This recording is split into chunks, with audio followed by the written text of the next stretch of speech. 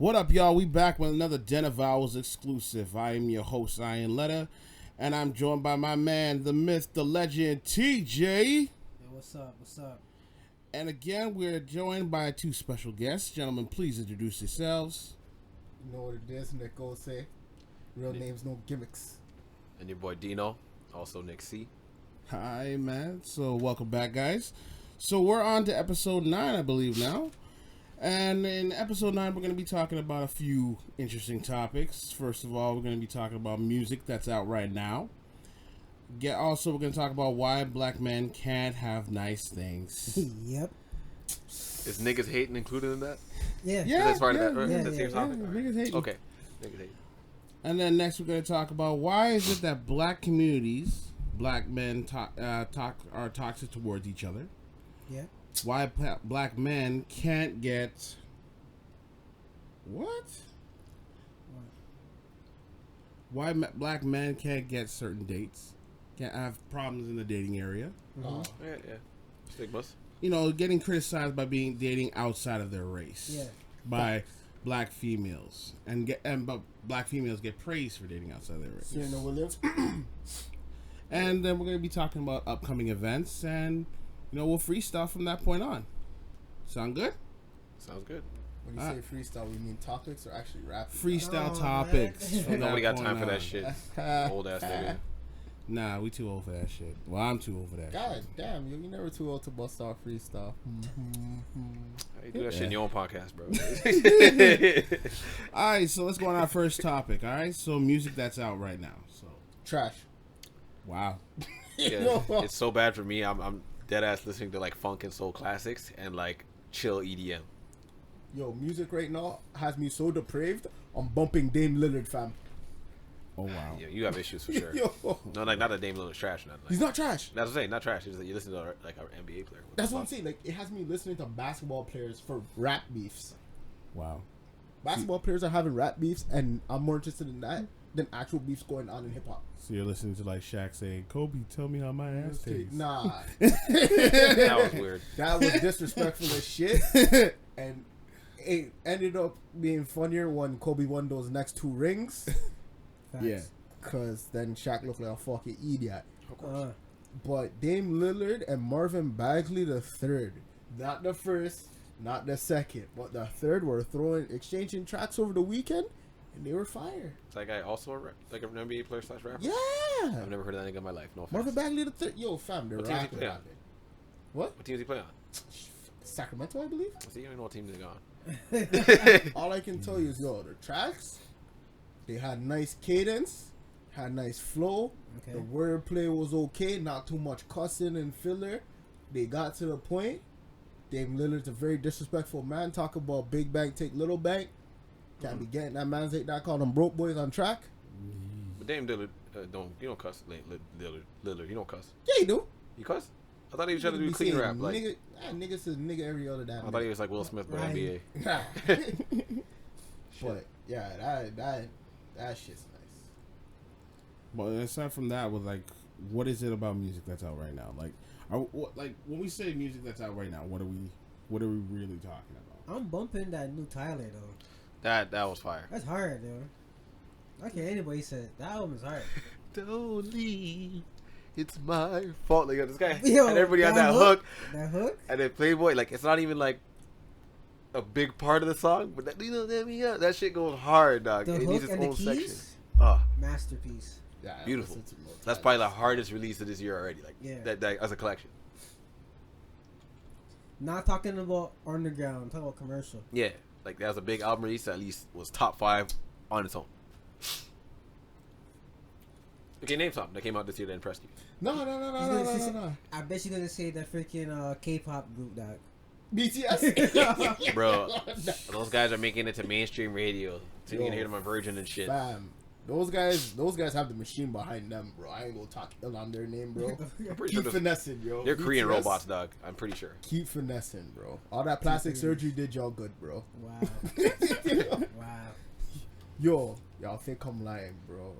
Koreans and plastic surgery, it's like, Asians in plastic surgery. yeah, but Korean, like, yo, Koreans Like, yo, nose job for them is a regular Tuesday, bro. Like, rhinoplasty, like, yo, it's different, dog. They'll get that shit, no problem. Fucking BTS, bro.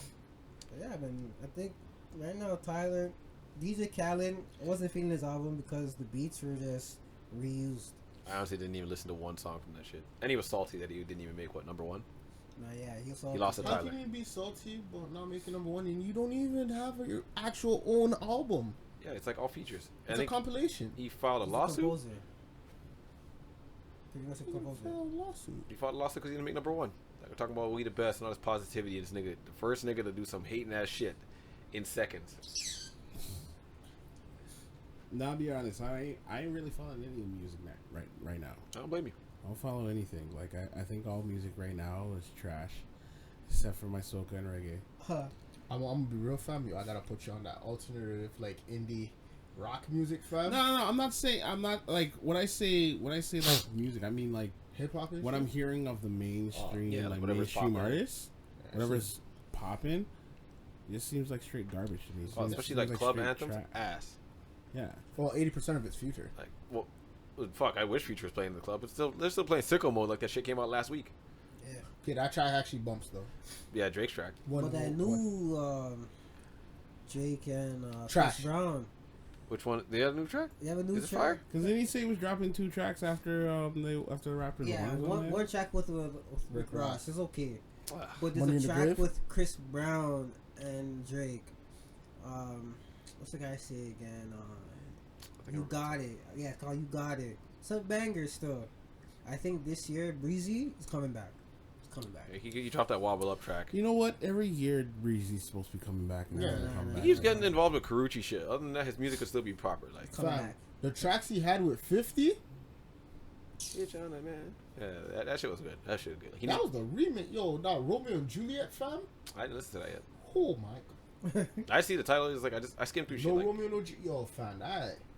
bro, from the minute I used to go on hot new Banks? hip hop. To this day. Alright. That shit bangs, bro.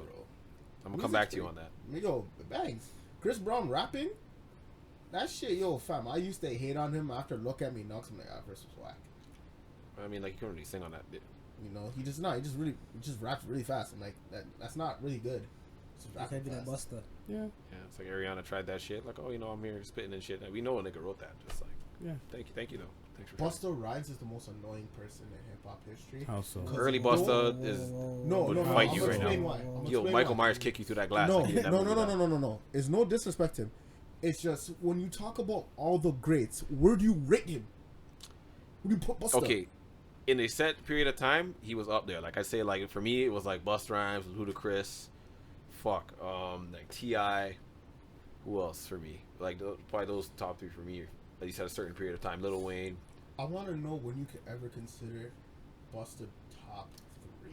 dreaded Busta. Like when he dropped Touch It, like that was a good era for him. When he was a Violator with a Q-tip and those guys. Yeah. Yeah, And that's old. yeah, like back then. When they put out the Violator album, Yeah. like, Busta was like top of his game. Cause like yo, what was it? When you listen to very informative track, Joe Budden, Who Killed Hip Hop, he posed a question. He's like, yo, 50 Busta still not mentioned with the GOATs. Like when people talk about greatest rappers of all time, how many mention Busta No, Rhymes? but he's not in the greatest. He just had like I said, like he just had a time period. That's That's- it. Everybody has their time. He doesn't put you in like Lou with the No, greatest. but it's not even just that, because Yeah. it's like from what you're really saying. Because when you hear about rappers, like when somebody says like, oh yo, T.I., you're like, oh yeah, like T.I. 2008, is one of those 2010. You know what I'm guys. saying? You see Jay-Z, yeah. You say Eminem, yeah. But when you say Busta Rhymes, it's like, yeah, I remember these Busta Rhymes tracks. Yeah, I remember these Busta Rhymes tracks. But you never really say like, yo, Busta. Yeah, no one's talking. Nobody ever says that. That's what I'm saying. It's like at one point people were kind of trying to treat DMX like that, but like nah, we didn't allow that movement, fam. DMX is All one of his the albums greatest. went platinum or dying. That's the thing. DMX dropped like like fire, dog. I was listening to that DMX shit like was my 5 favorite, years dog. old. Holy shit. Yo, I thought DMX was fired, but then I realized he was an ABC rapper, and then I just kind of like. That's okay. Yeah, his shit There's was no pretty problem with simplistic, but it's just like he had like a tone of his own. Yeah. Nah, This nigga was literally barking in his words. Look, he was that good. He was so good that Ja Rule had to copy him. Yeah. Jaw blew up, dog. Jaw Like, hit different. see, look how like niggas like DMX and Ja Rule gave birth to niggas like 6ix9ine. This nigga was literally yelling on tracks. Like, That niggas ate that shit up. DMX made Ready to Meet Him. I don't care what anybody He had tells a track me. with Marilyn Manson. Yeah. The snake, the rat, the cat, Yeah, name him dog. too? You know what I'm saying? That shit was sick. How you gonna see me when you live in the fog? Yeah, bro. Like, Okay, what about artists like Mace? He kills himself, dog. yeah, did that to he himself. did that whole bounce back shit, but his early tracks, you know what I'm saying? G-Unit should have never done G-Unit that. Mace should have never happened. Nah. It was a good look. You know why it was a good It look? was random. It was was New random, York. yes, and it showed him that he was a full of shit. Like he was full of shit because he was supposed to be a pastor. Mhm. Yeah. At the time. It's gonna nigga George 50 just exposed him. That's what I say. It was a good look. Yeah, 50 being 50 on that one, so I respect Yeah. that. Yeah. Like that was violating, bro. Like the man came back and welcome back, and just cut. Yeah, when I heard the track "Welcome Back," I was just like, He "You're did that done. You're done. You're finished, dog." Like when my cousin was bumping that shit, I knew this nigga was over. Like, how my cousin likes this song. I can't like that shit. It was a catchy song. It No, was no, it was catchy. like his but song, but like- but niggas were like rocking around, be like, "Welcome back, welcome back." Oh shit, Mace is back. welcome Name a back." Mace song. That one with P Diddy. That nigga, that was like 10 years ago. Yeah. It's just like how Mobb Deep should never signed with G-Unit. Oh, Anybody signing with G-Unit during that time was destined for failure, bro. Yeah. it was a bad time. I wouldn't say destined to failure. Yes, they were. They I'm were. just They saying. were destined. You got to make your own market back then. nah. 50 didn't care for you. Yeah, no, like they put too much freedom onto 50. Yeah. It's like like you still need to grind. Like Lloyd Banks would have been much. Yeah. Lloyd better. Banks was lazy. Yeah. Yeah. That nigga must have been smoking He hella actually weed. lost his real album in a threesome. Do you know how annoying that is for me? What? The Rotten Apple album wasn't what it was supposed to be. It's a man got in a threesome, somehow lost the CD, man had to redo the album. So back. like this nigga carrying like a fucking blank CD with his like mastered Him fucking album, idiot. and he's just fucking. This guy's a jackass. I don't know. Like Like you, I said. you hear Lloyd Banks mixtapes, bro, and it's like God descended and started spitting fire. You hear a Lloyd Banks album past his first one, and you're like, what the fuck is this bullshit? Cause he puts too much sauce on the mixtape. Yeah. So he's still in the mindset of a street rapper. Mm-hmm. You have to think commercial now. Like Hunger for More, I still bump that album to this day. Facts. It's a hard album. But then after that, it's like I'd rather bump your mixtapes or go back to Hunger for More. They don't have that. They still have the street like mindset. Dog, you need to get that corporate money. I feel like a lot of the rappers that are like that were really doing it. They put so much emphasis and then they made that money that they forgot. Yeah. What they were doing. They're just thinking about the next album to just make the next little bit of money, and the next album to make the little bit of money. See, the one man I like, some people may not respect, but I respect LL Cool J, because I respect LL because the fact that he was signed and he was signed to a 10 album deal. He had to make 10 albums. And even though like some of the albums weren't that good, he kept evolving and changing and getting better and better till he released a 10th album to basically say, fuck you, I'm out. But he made it his best album that he could do. Just tell me that wasn't the one with head sprung on it, dog. I'll fight him. No, but the fact that the man could go and say he's the GOAT, the greatest of all time on an album. And just let that be just the one that he just lies out and says, "Fuck it, I'm done." I have a question for y'all. What's your favorite hip hop album? Oh fuck. Oh shit. Damn. Nigga, why'd you even ask this question? Yo, I just wanna see like whatever comes to your mind first. Just let it fly. Flesh Yeah. by flesh, blood by blood. Yeah, You're gonna literally have me sit in my fucking room listening to every fucking rap album I've ever heard in my life. Flesh of my flesh, blood of the album cover just so grimy. Yeah. I'll say that, and then second Start to finish. will have to be that Busta Violator album. Okay. Yeah, that Violator album was nice. 3, Hunger for More. Cool, kid. 4, I'll put Get Rich or Die Trying. That's my number 2 still. The rest, anything Styles P. Anything styles. I know it's saying albums, but I say some Fab mixtapes, or at least like Yeah. some of my faves, like the Death Comes in Fab? Threes. Yeah, The most confused motherfucker in history, bro. his bars are all over the place, but they got some good. He has production. metaphors. Yeah, like Yo, Fab, as soon as the man raps like South Park. So, like, this is what I mean by it. Yo, as soon as something happens on the planet and he gets wind of it, he has a line for it. yeah. He has a line for it. Like, everything that's pop culture, Fab is waiting. Facts. But rappers and wordplay, Cameron always takes the cake from me. That guy. Yeah. I'll say Cam, Fab, and a tie between Wayne and Joel's. Joel's never really did it for me. He had bangers, but the bar, like he did have some punchlines, but no bangers for me. Yo, J.R. Ryder has one of the hardest tracks in history, and I'll leave it at that. J.R. Ryder. See, if we're going to talk about mixtapes now, Yeah, it's mixtape. Dipset. a different It's all ballgame. Dipset. Yeah. It's all Dipset. Dipset, I don't know what voodoo they were doing back in the day, Everything was fire. but every track they put out from the late 90s to early 2000s were bangers. And on top of that, every track had a music video. That's what made it more deadly. And then I will say D-Block. Yeah. Yeah, D Block too. But Diplomats and D-Block and then G-Unit had the mixtape scene going crazy.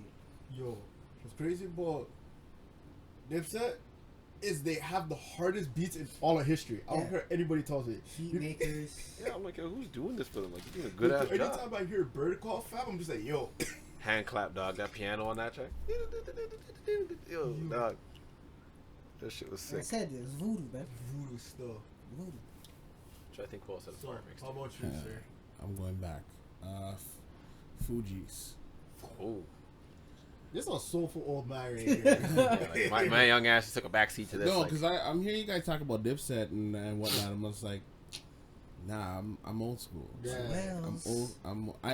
I respect the hip hop that I heard in like the 2000s and onwards, and the early 90s and onwards. But I still gotta go back to my like when I first your roots, yeah. like I first started listening to hip hop. Like I give full props to like first albums of anybody who came up with their first album, because that's why I felt that they put out their best material.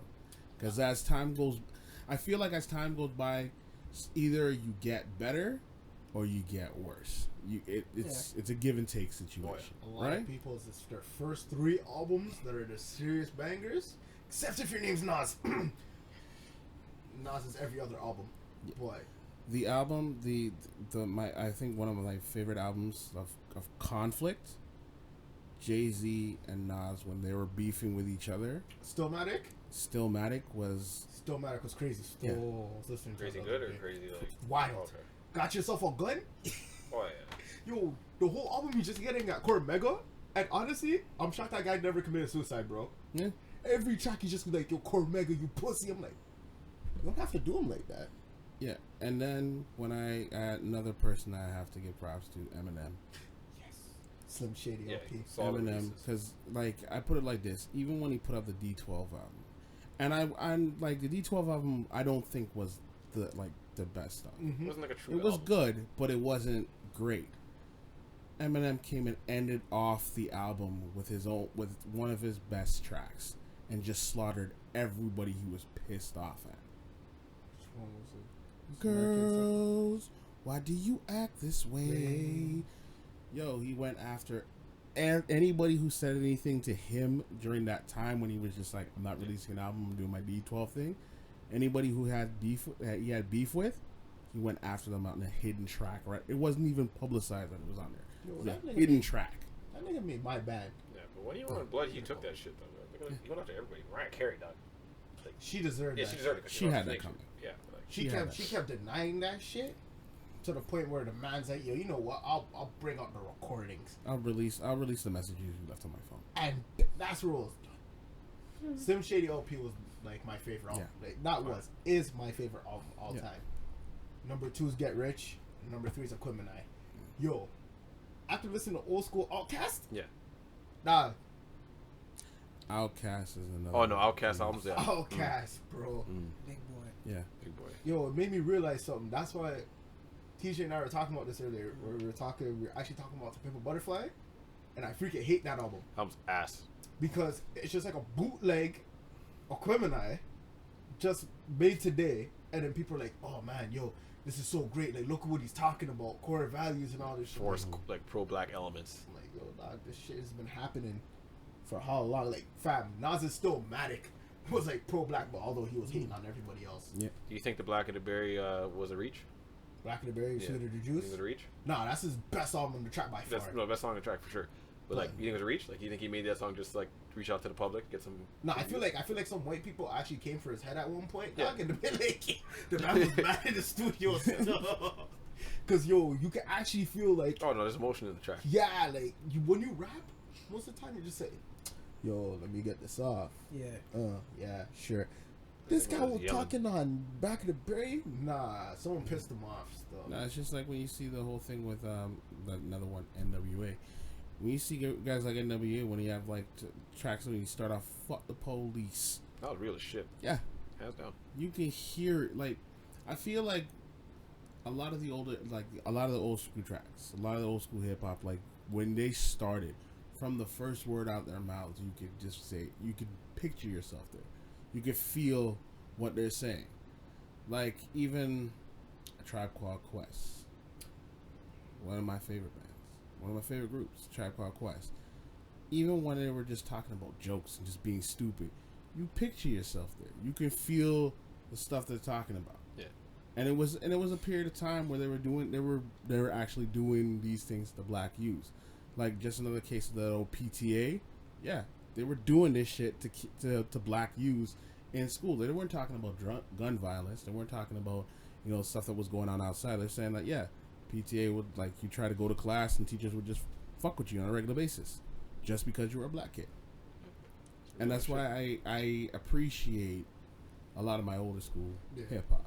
Not to say anything about, like, coming up hip hop. New school shit.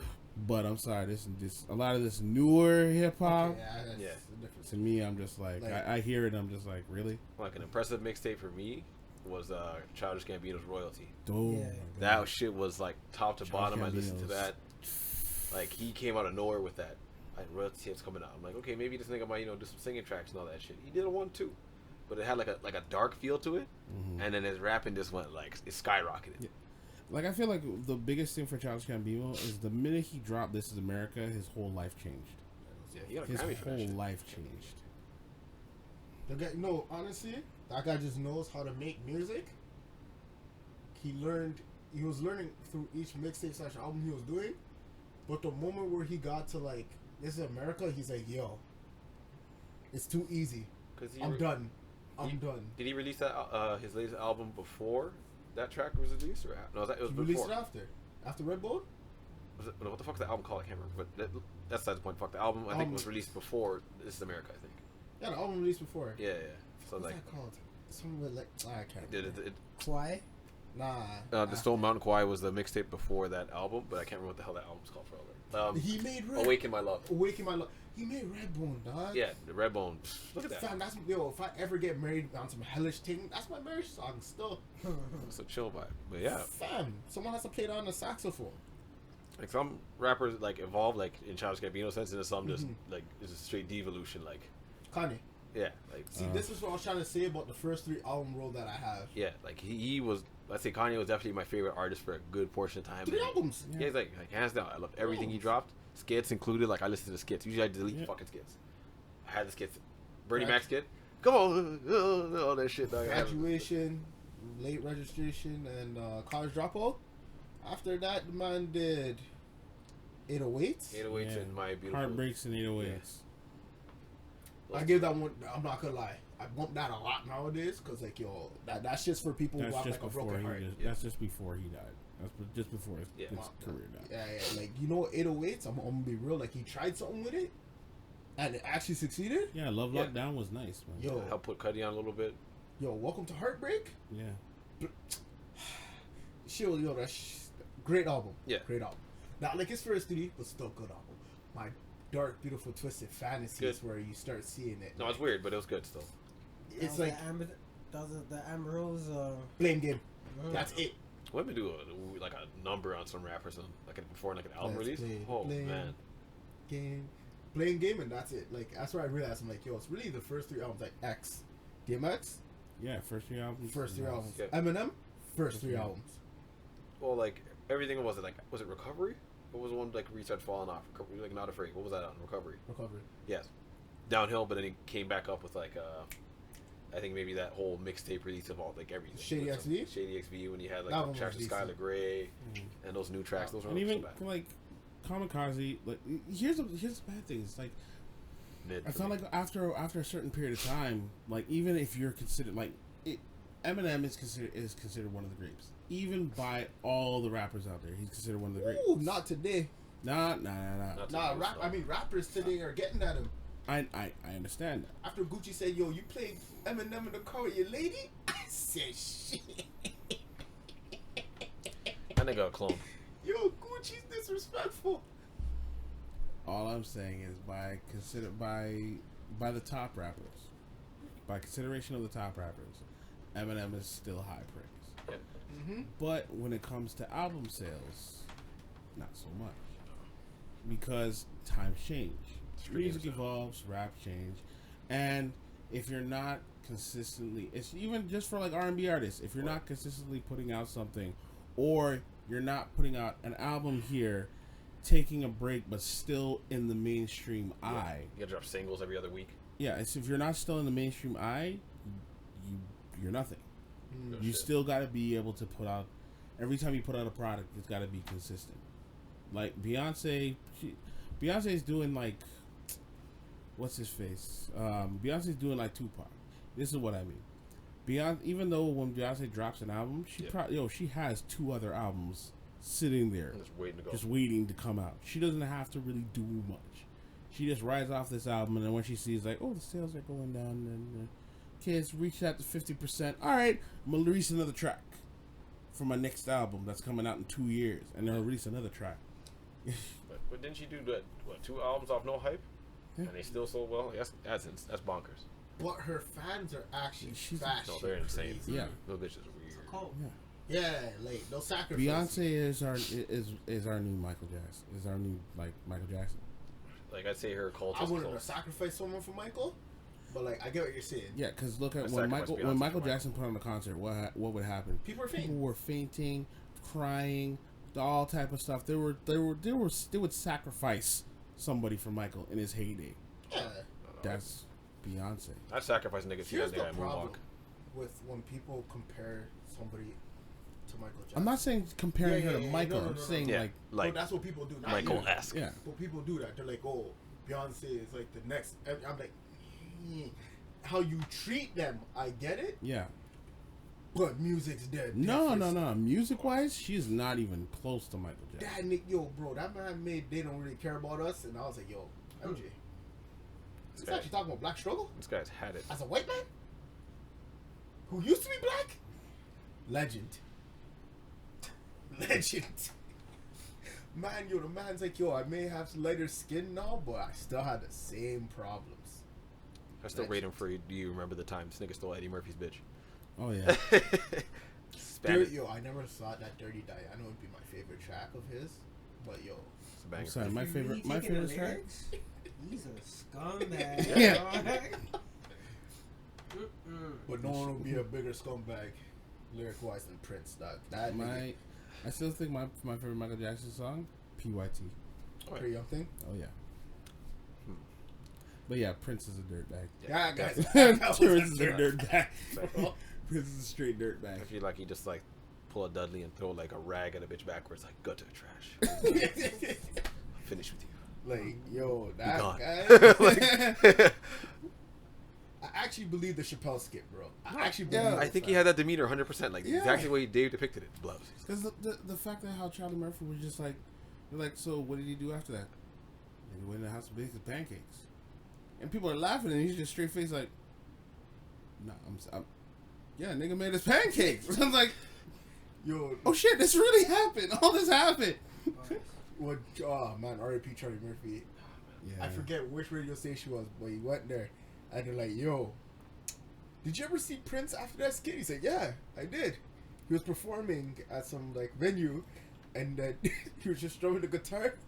He looked at Charlie Murphy and just went, Y'all ever think he did those high pitched squeals randomly? Like, "Holy R.I.P. Prince, though. shit, bro." R.I.P. I'm just, yo, I don't know what it was, man. I know it was Michael Jackson didn't like how Prince's music came across because against the grain, You and mean dirt against the baggage. grain? Oh, yeah. He was, Scummy. That's scummy. okay, so MJ's clean cut image, like, you know, the You're dancing. and I loved it. Prince was just like, she fingered herself in my car.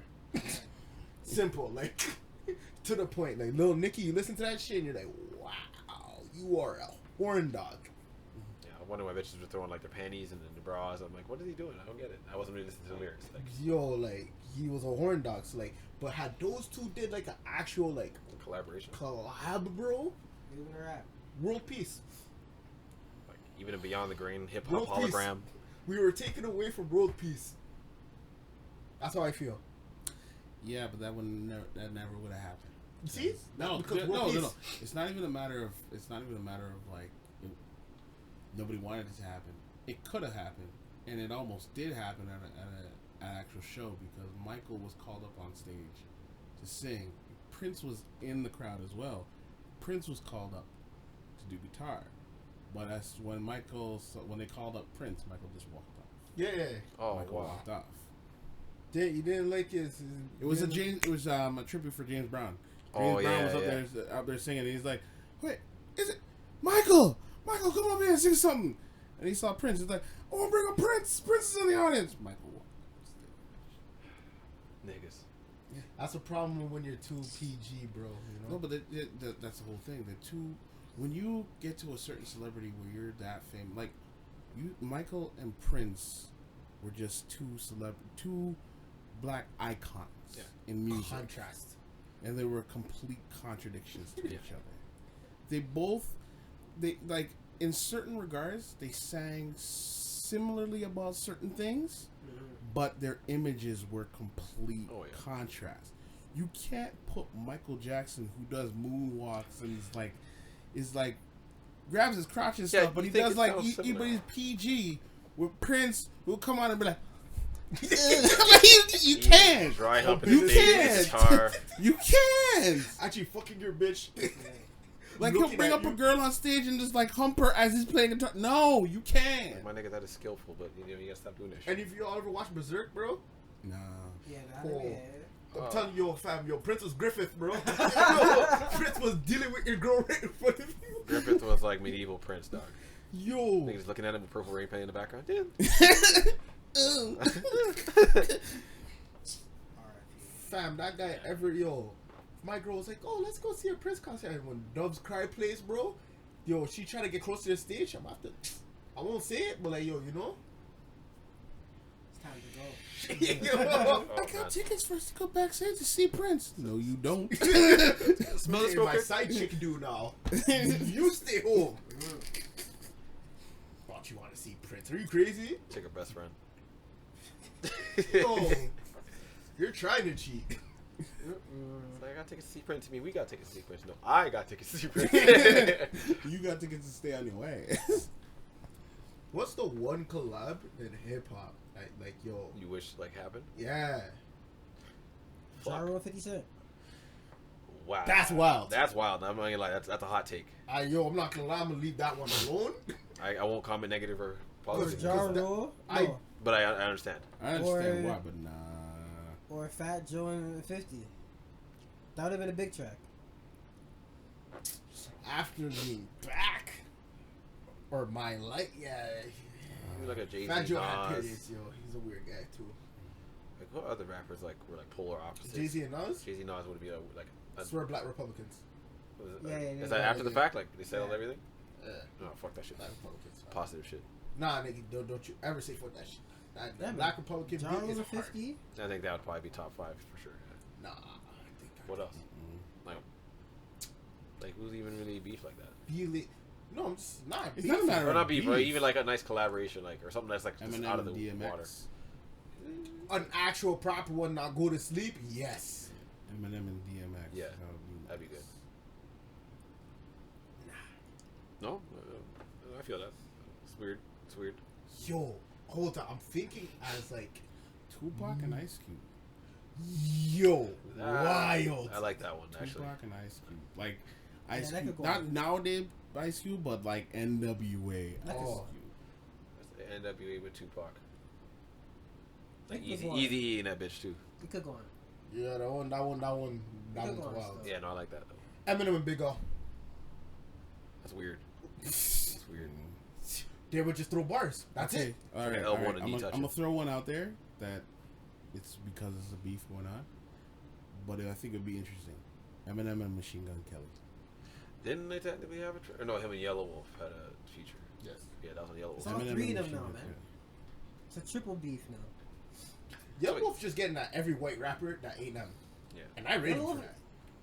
He's nice, He's but embracing his country roots right now. Like That's my hella. dog still. No, but I like it. No.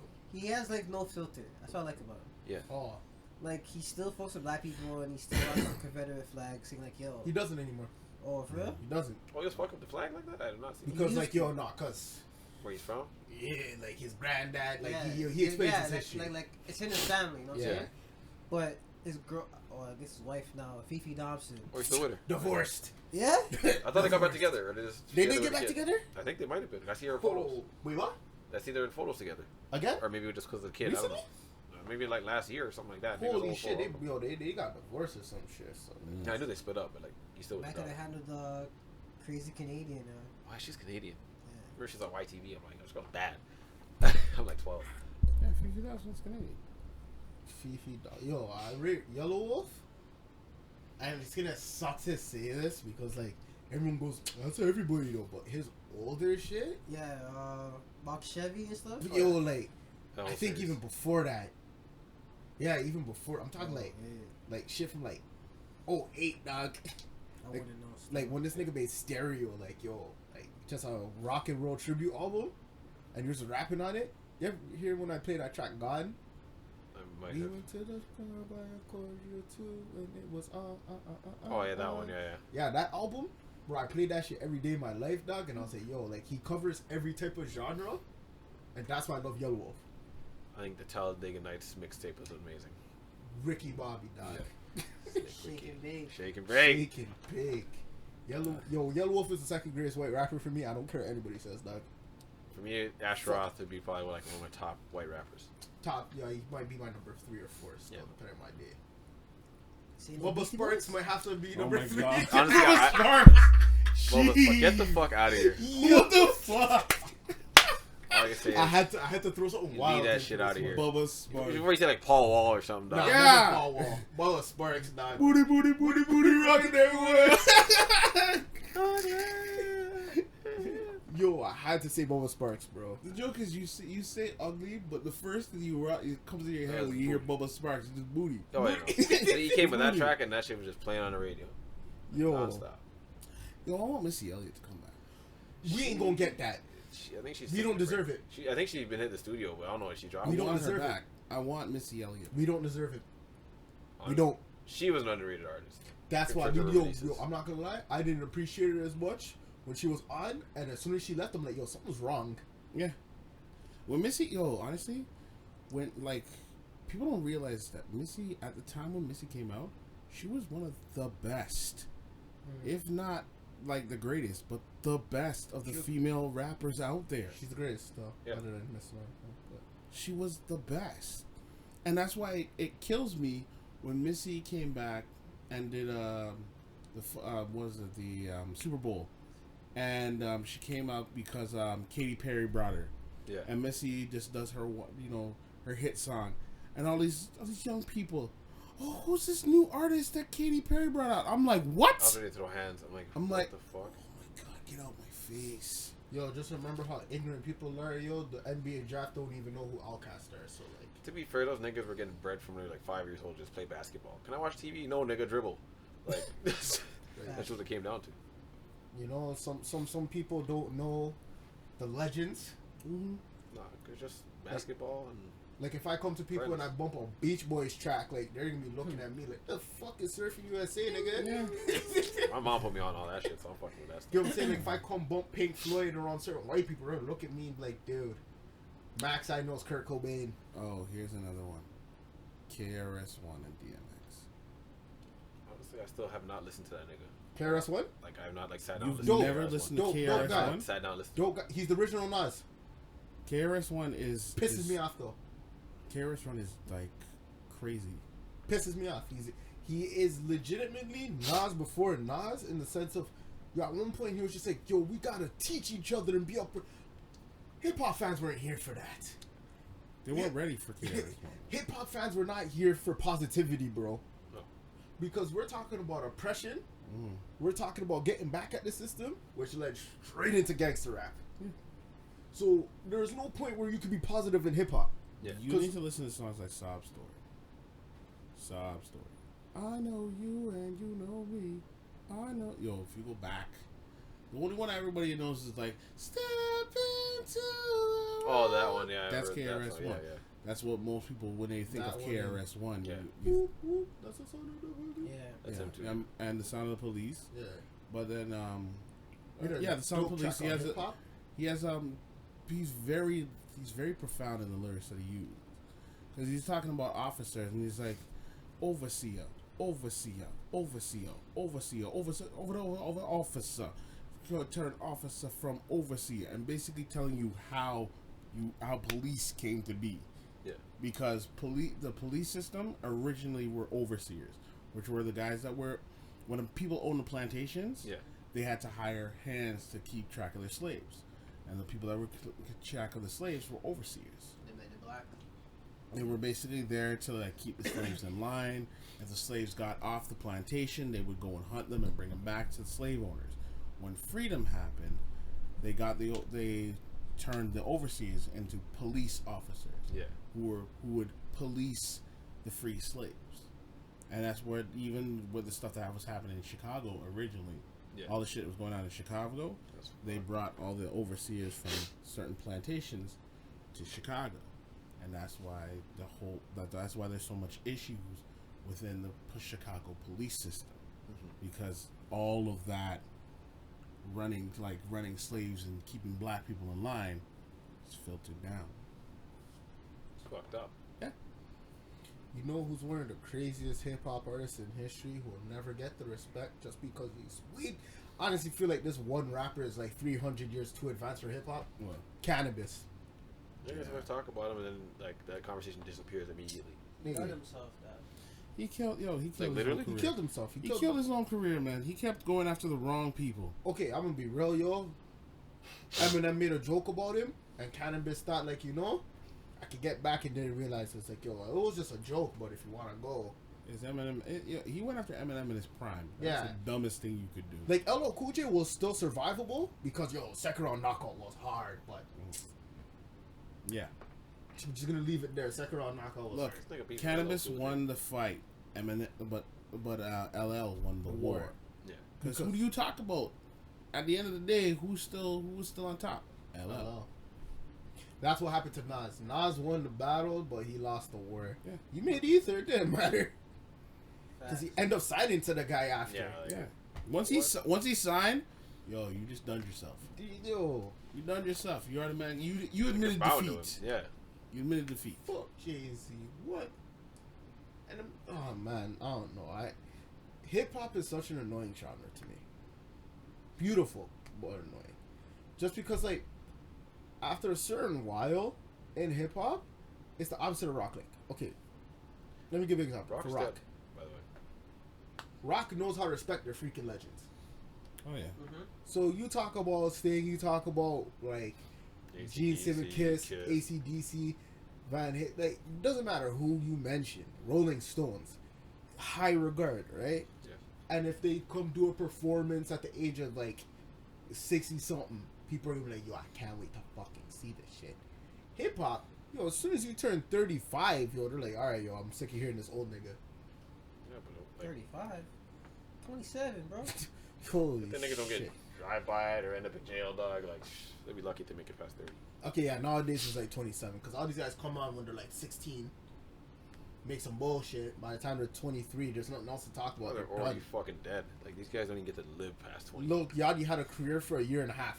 Well, he's writing now, so like, he's writing for women, but no disrespect to that. Just so he just kind of paused. What are you doing? Like his career, like him actually making music. Man had a career for a year and a half. Yeah, but what do you think the difference is? Why do you think that is? Because all the music sounds the same. There's no distinction. Like in hip hop, it's just pop. Like when people say, "Yo, this is pop," like this is that 1, 2, 3, 4, easy to follow, simple message bullshit. This has been so filtered down and watered down by white A&Rs that there's no real message in hip hop anymore. Like I was saying earlier, like hip hop was, yo, we're talking about our oppression, we're talking about our lifestyles. This is how we're gonna get up.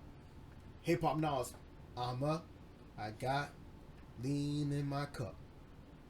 I don't give a fuck.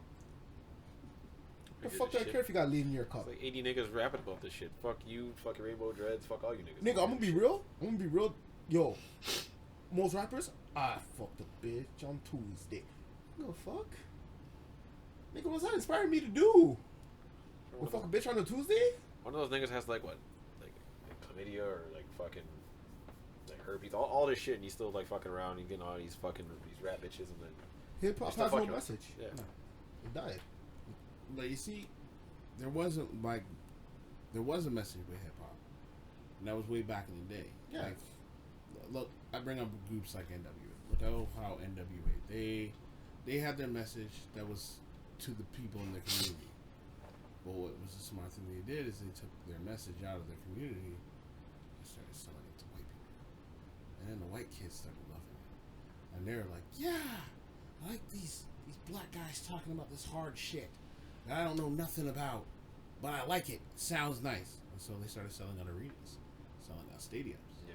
They started doing all this stuff, but their white parents, high ups, Oh yeah. they don't like that stuff. So they started coming down on it. So they couldn't do the things that they were doing.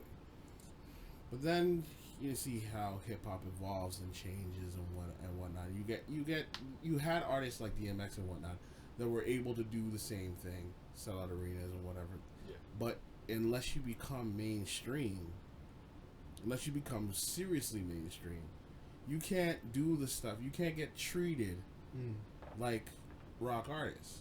Like, who in the rap game right now is treated like a rock god? Jay-Z. Even him. What I'm saying Yeah, is, no, I get it. Jay-Z's name alone, his name recognition goes across all genres. Doesn't matter who it is. Jay-Z can pick up and say, "Hey, I like Coldplay. I'm gonna do a tour with Coldplay." Yo, Chris Martin, if you ever listen to this, don't ever do it, dog. Didn't you not already? And he can sell out arenas by just doing a tour with Coldplay. He can do. Jay-Z can do in titles of like across the board. Jay-Z can do no wrong.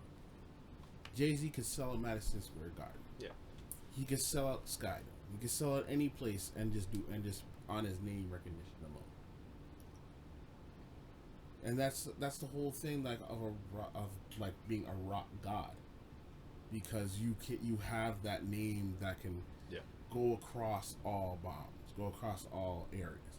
Who else had that? Eminem for a period of time, because he was that white guy that came We out turned of our nowhere. backs on everybody. Yeah. As a community, hip hop fans turn their backs on everybody. All it takes is like the littlest thing. Yeah. Even now, you check, yo, Tupac was actually waxed still. That's the hot take you're hearing. Yeah. Niggas is some wild shit just to say it. Like, yo, you try and go to somebody right now and be like, yo, fam, Sticky Fingers is one of the illest MCs. Dog, someone's gonna look and be like, who the fuck is Sticky Fingers? You don't give a fuck. They just care about the new shit. We're so now, and rock is like, yo, like, I know, it's whatever. But we're gonna remember the greatness that was. But you look at rock fans and you look at hip hop fans, it's just like they always like dive back into at least the same crowd, or at least depends on what kind of rock they like. If they like heavy metal and all that shit, okay, they name the same heavy metal bands. They like soft rock shit, they name the same soft rock bands. Hip hop, it gets so fucking skewed there's so many divisions within divisions. Like, okay, Yeah, I'm listening to old trap or gangsta. And even with rock, they one of the major things why they were able to be synonymous through everywhere is that marketing and merchandise, and doing all those kind of things that brought extra revenue. Like Kiss isn't a band. Kiss is like a brand name. Motley Crue is a brand name. Literally. You go to any concert and you have Motley Crue shirts, paraphernalia anywhere. You go to a Q-Tip concert. What do you get? Here's my CD. That's because we turn our backs on it here when we're on. No, but we don't. These artists aren't marketing themselves across. Every rock band, even like local Toronto rock bands, market their name. They put T-shirts, they put posters, they put all type of stuff because they realize that it's not just the music. You gotta market your name. You know who did that the most in hip hop? 50. Yep. 50. Nigga had sneakers, condoms. It didn't matter. If you could think about it, 50 had it on. And look, even with Russell Simmons, the man marketed his name. He marketed Russell Simmons. He marketed Fat Farm. He marketed Baby Fat. The man realized that a name brings more revenue. Yeah. But yo, I'm not gonna lie. Like even just on the basis of music, like hip hop fans, as soon as it passes like an 8-year stretch, they're done. Shit gets weird. Yo, fam, Kendrick. I'm so sorry, dog. R.I.P., bro. You got 2 years left. Kendrick's bro. an old nigga right now. Kendrick, you're done, bro. After the next album release, you're just gonna be like, yo, Kendrick's trash, dog. Like, Only thing getting that from me. Seen that nigga live, changed my mind. Hey, yo, dogs. I want to segue onto something else right now. Yeah, we could talk about music all day. Oh, We need to segue. like, I was surprised I made it that far. We need to move on. So I'm gonna segue. Seeing that we were talking about Kendrick Lamar and we were talking about a lot of black artists. Let's talk about something that I know we can all feel. Why is it that black people, black men, black women can't have nice things? Can I start this? Yeah. Go for it, man. Yeah, I'm not even gonna talk this one. Yeah, you get it. Okay, where do I start? I'll start with something recent still. Alright. I had my motorcycle for a good 5, maybe 6 years. Brought this bitch everywhere. To Regent Park, Chinguacousy, Nice Bridge, anywhere you could think of, I brought the bike there. Nobody touched it. Sometimes it came back shiny. Like somebody gave it a car wash, you know what I'm saying? Why is that I bring it to Woodbine Mall on a Saturday morning and someone tried to take my bike? They put a screwdriver to the ignition. They got the bike to move, but they couldn't start the bike. And I had to tow the bike from Woodbine to my house. That cost me $2 bills. And then the part alone cost me $260 American. And the guy was trying to quote me $5 bills to put the part into the bike. I'm like, nah, I'll do it myself. Why is that? When black people have nice things, people try to take it. Why? At the whole parking lot, there's at least 6, probably 10 bikers. And we all park on the same spot. Why is my bike being targeted? Why? The rest of these guys are brown and white. And on top of that, they ride higher end bikes than me, like Ducatis and stuff. Why is my bike being touched? Why? I think you pissed somebody off. Why? If not that, they might assume that maybe your bike was an easier steal, but like even so, it's like why yours, right? Why not go for the Ducati? I lied. Still, I have the answer for you, dog. I said I was gonna talk this one. Oh, speak, man. Yeah, go for it, man. Here's the reason why. When a black person sees something that they believe they should have, and another black person has it, they're taking it. They don't care. They're gonna look at it and be like, "Yo, this guy has that, and I don't. I'm gonna tax that." I feel you in some of that. Like, I'm gonna tax that. It's a few black men do that with females. Oh yeah. yo, fam. When you walk down the street, you think it's the white people or brown people grilling you, like you know, like they're gonna do you harm. No, it's black people Yeah. More worried about your in own the skin hood. tone. Yeah. In the hood. Even when Let's it's state that local. again. Yeah. In the hood. If you're in the hood, or you pass by a hood person who is black, they just have negative, evil energy. We're crabs in a bucket. Yeah. But why are we like that? Like, why is it that we can't? It's systematic. Why can't we like be happy for somebody It's systematic. for having something nice? You're not allowed to be happy for somebody else when you're black.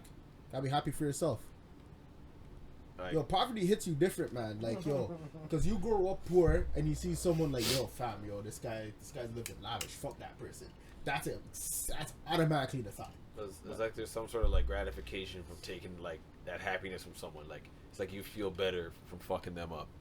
Like what do you really gain from that? Like, it's all man's like, would be like, yo, I'm gonna rob that guy. Just cause. This guy worked like 18 hours to go get the shit that you're trying to rob off him. Maybe if you put in 18 hours of actually working, you'd have the same shit. Like a But nigga no. selling crack But and is ruining that people's just- lives. Is that just like? Is that just fixed to us, or is that like fixed to anybody?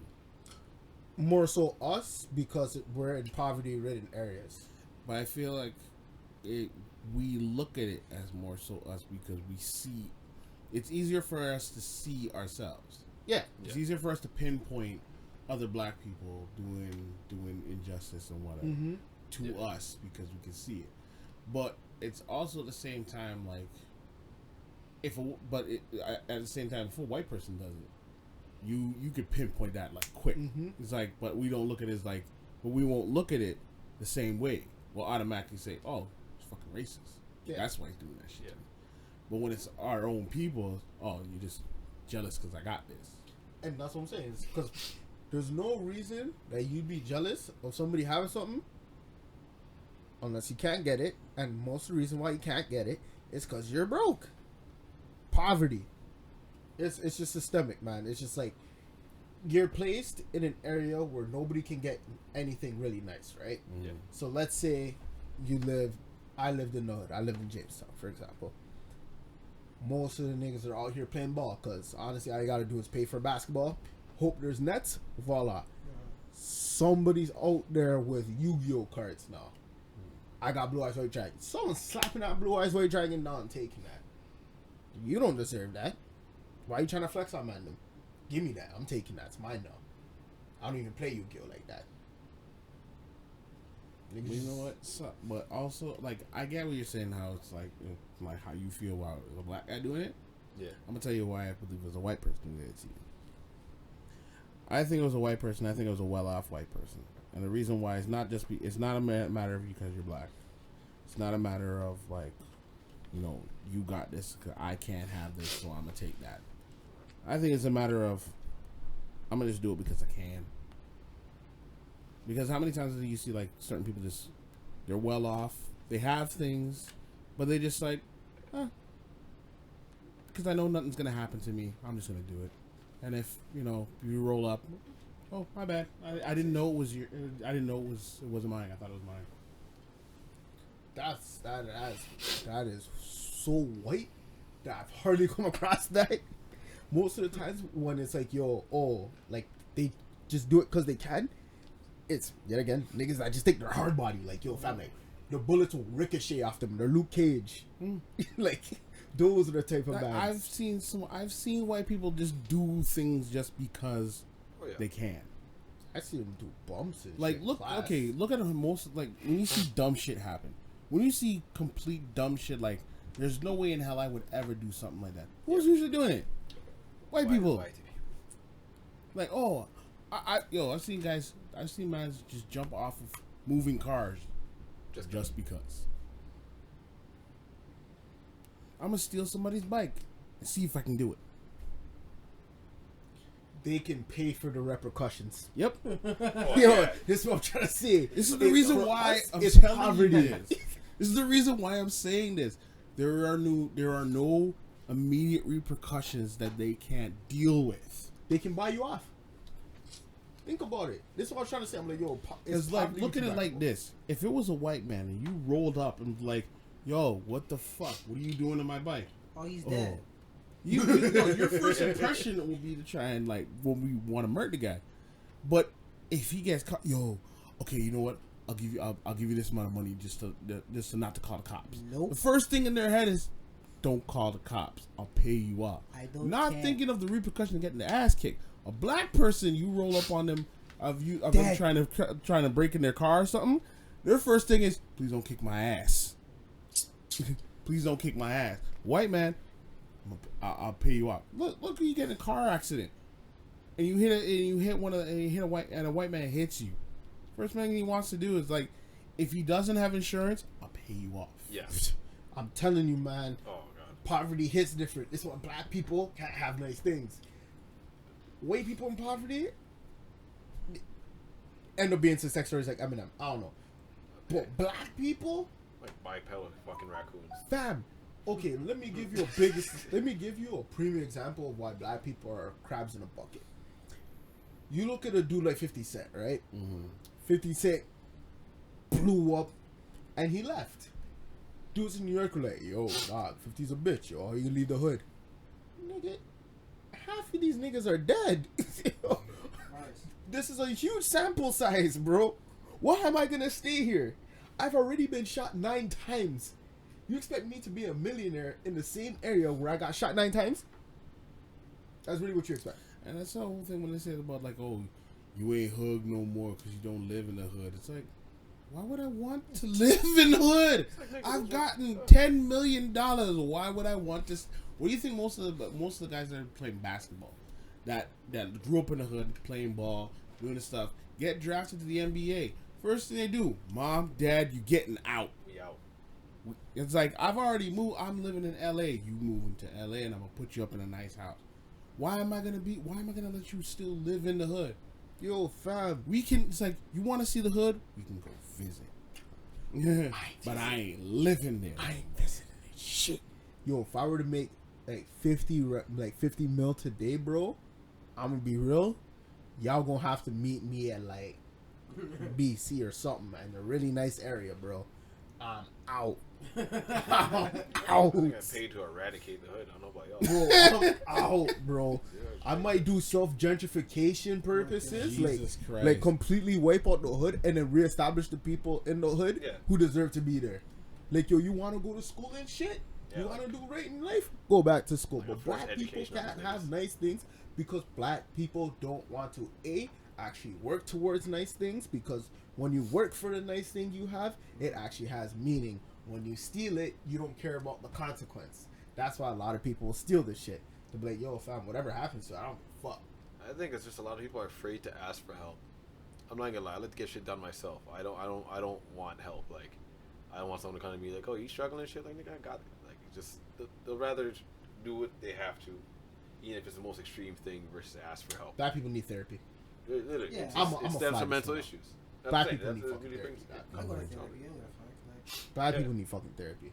Like, yo, the amount of people I know that legit just be like looking at somebody, and this is what I'm saying. It's like, I'm like, yo, fam, like, when I go to school in St. Catharines, is like, I can see a black person and be like this, head nod, and it's like, yo, smile, head nod. As soon as I go back to the hood and I head nod, like a dude's checking, like, yeah. I'm like, yo, what the fuck? I'm out here showing respect and shit, and it's a problem. I fucking hate niggas. Every time I'm with niggas be like, yo, dog, I should all this guy's chain. Why? Why? Like, you know this guy's gonna realize that his chain has been robbed. One day they're gonna see that you had the chain on, and you're gonna get touched. Like, I just miss it when it was just like, oh, you see other black people and it's like, okay, fuck, thank God, there's like more of us. Whereas now it's like niggas. Like, how you a nigga say niggas? Like, it's the last thing I want to see right now. As soon as I'm in a whole function with like, a lot of black people, and this is crazy because usually it's white people that shoot up places, like on a mass thing, and you know it's true. Yeah, so Black They people shoot up weird places. Black people shoot up social spaces for some reason. Black people, when they shoot, hit like 4 people and that's it. They're done. That's still a lot of people. Yo, fam, when white people go off, they're going for the kill, No, dog. those guys go Call of Duty, dog. 35 bodies are dropping that day. Yeah. So like I used to be like, yo, like when I was in St. Catharines, I look at every escape route like, yo, no crazy white boys getting meeked, like, you know, slipping. Now I be in a room full of black people, like, let's put it like this: right beside the door. black people. The way I see it is like, if you really look at it, like aspects of the news and whatnot, black people kill each other. White people kill everybody. Indiscriminate. Doesn't matter where they are. If a white person feels like killing some people, like it's either that they're gonna go, I'm gonna go to this church and I'm gonna shoot it up, or I'm gonna go in this mall and I'm gonna shoot it up, or I'm gonna go into this school and shoot it up. Doesn't matter what they're doing, they're killing everybody. And at the end of but the big difference between black people and white people is black people will kill each other and try to get away. White people will kill everybody and shoot their damn self. Go out with a bang. Yo, the hardest one of them all is I'm gonna go up to this hotel room. Yo, I'm sorry. I'm not trying to laugh. No, I'm getting sorry. this I'm nigga not trying to laugh about that. That's horrible. Yo, I'm saying right now, I'm the only nigga on record with a straight face right now. Yo, what the fuck? Yo, you too, yo. Oh my god. Yo, dog, kind of laughable now. TJ's trying his hardest, It's but not meant to you be. too? God, Yo, man. it's not meant to You be guys are funny, different. but my man went into a hotel room and said, "Oh, you country motherfuckers."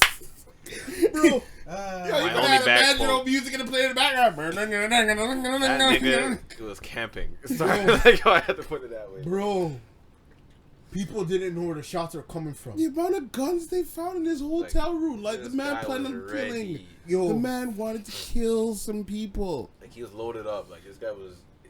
She was shooting, just shooting. He didn't care where he hit. Like, you know how like there's certain songs that like people make jokes about when like school like a school shooting, like it'll be like all the little kids with the pumped up kicks better run, baby. Oh my run, send my God. bullet. Oh god. That song was. Those niggas Horrible. Wow. Like, yo, there's that song. What song do you use for the dude in the hotel? Cause that guy, I'm telling you, bro, this guy's There's had a no Mr. mercy Rogers for soundtrack playing in anybody. the background, R. dog. Kelly, you talking no, about? No, it you was gotta Linkin find Park. like no. It was Linkin Park. What? The man had audio. The man had like Meteora on replay. Dog. It starts with one.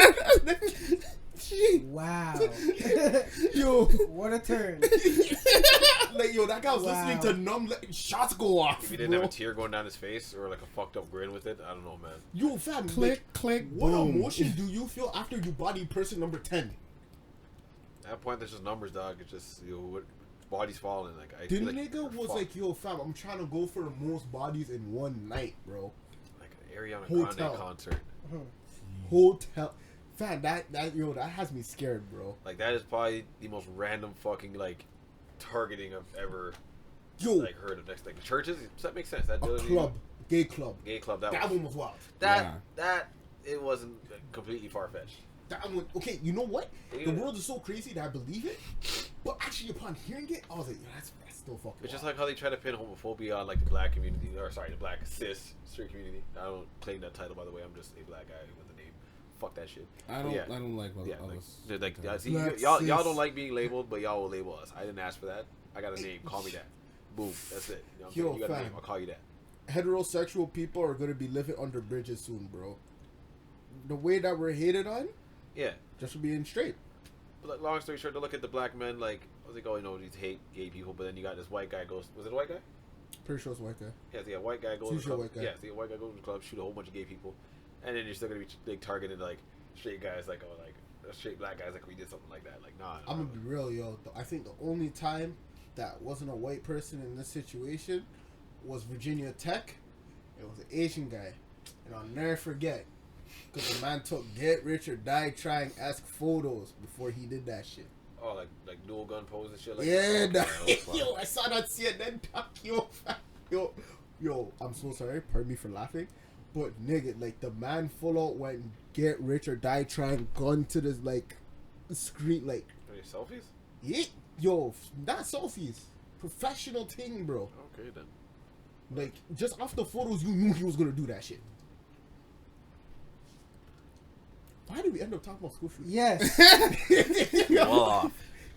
We're talking about black people. Oh, black people, and then I And remember then how you we got segued. there. Oh, we and definitely started don't do talking that. about white folks. Yeah, And then we said it was just too perfect. It was just Yeah. too perfect. Cause like, yo, I look at exits everywhere I go now, but mostly around black people, which is crazy. It's usually white people that do this shit. Yeah, but like I feel like when it comes to black people and committing like extreme acts of heinous shit, it Black takes some like people bad do shit not at home. commit extreme acts Yeah, like of yeah, violence. it takes some But they fucked do up it shit. during the worst moments. For example, the Raptors parade. Who the fuck is bringing a gun during the Raptors parade? That's why I didn't go.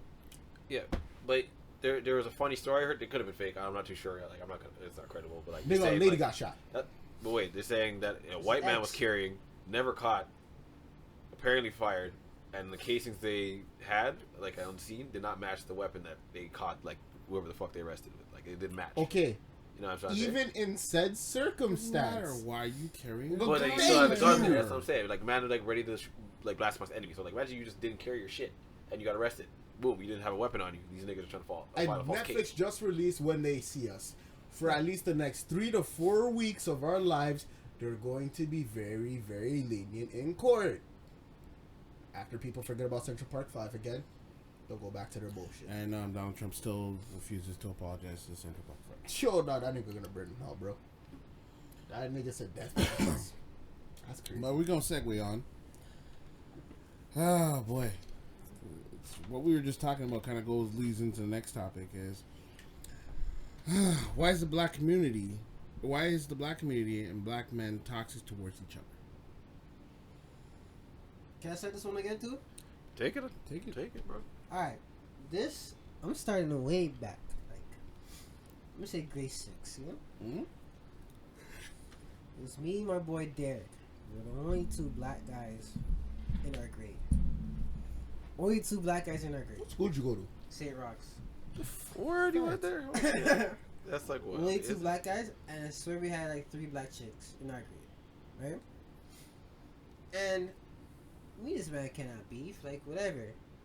But it's when we went to other schools that had black people, they hated us for some reason. Like they thought like we were like rich token black kids because we're the only 2 black kids around Italian or Spanish kids.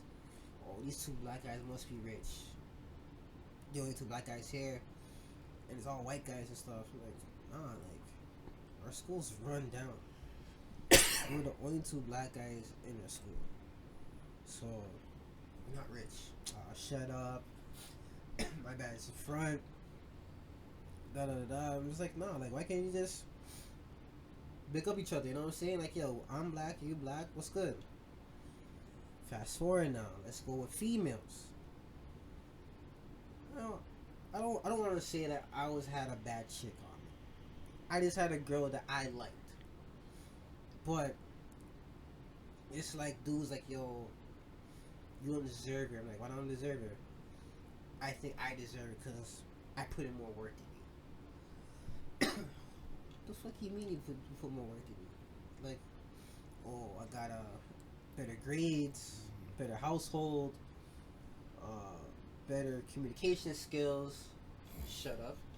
And and other You're probably things. right about that. And other things.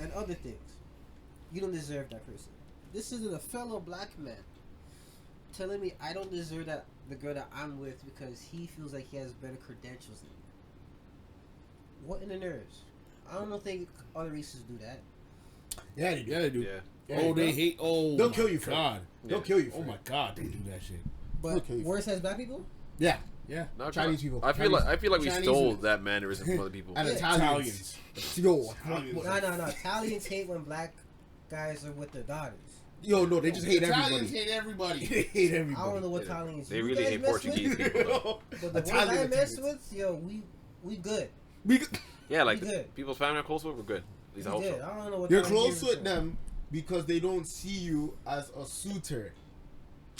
Nah, dog. Anybody who's a suitor towards their family that's going to be part of that family, they're hating on.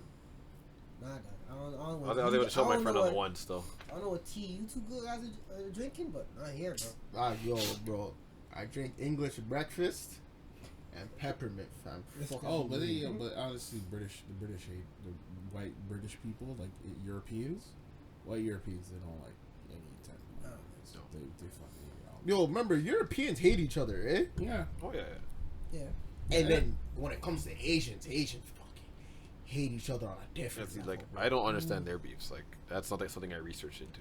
Yo, fam, it's because of their wars, bro. They've had like random ass wars. They never taken like the war in Nam. Mm-hmm. Never taken like a Japan's involvement or like China's involvement or whatever. The only beef I know for sure is Japan and China. Was it Japan that took that war in China, or was it China that warred in Japan? Like China, no, Japan Yeah. ran up on China somehow. Yeah, Japan ran up on. I don't know China. how the hell they did that. And then even at some point,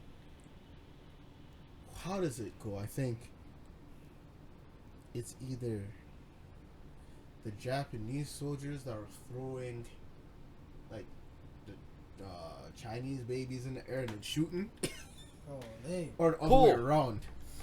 But yeah, this girl's explaining that shit to me, and I'm like, yo, I get it now. I'm like, you guys have random ass wars because remember, everything for us is like westernized shit. Yeah, we don't know shit about that. Like when it comes to wars, like yo, we really don't know what the hell's happening. Their wars are so deep, dog. That I'm just like, Yeah, because their wars go back in like eras of the dynasty. Yeah, no, they have their history. We're cutting off like new. 1,000 like yeah, we're new. AD. Like you know shit. You know, like our wars, the real wars we talk about is from like 1700s going up. These niggas is there talking about wars from 300 AD, Yeah, bro. they're So, talking like, about Ming dynasties and Yeah, like my what's ancient going on. grandfather was a fucking like warlord. Like okay, nigga, shit, you know a lot. but yeah, they're different. But black But I get- people, Yeah, I get what you're saying when it comes to black people, and Especially black with business. Oh yeah, so I'm trying to tell you, poverty, dog, it hits different, man.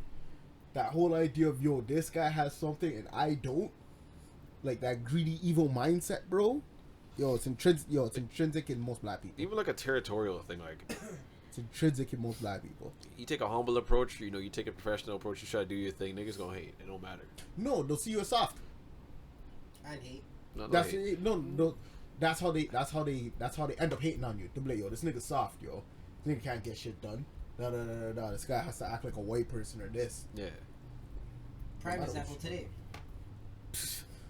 but Nah, I'm good. But like one of our greatest leaders took a humble approach, and we praise him for it. But anybody else who tries to take that approach nowadays think they're garbage. You know why? Because he got killed. So it pretty much, this is black people. Yeah, the message is nice, but it really didn't do anything because he got killed. I mean, you can still preach the message without the fucking, you know. You're gonna end up getting killed. Yeah, it's the, I'm telling you right now, there's no peaceful route you can go. There's no violent.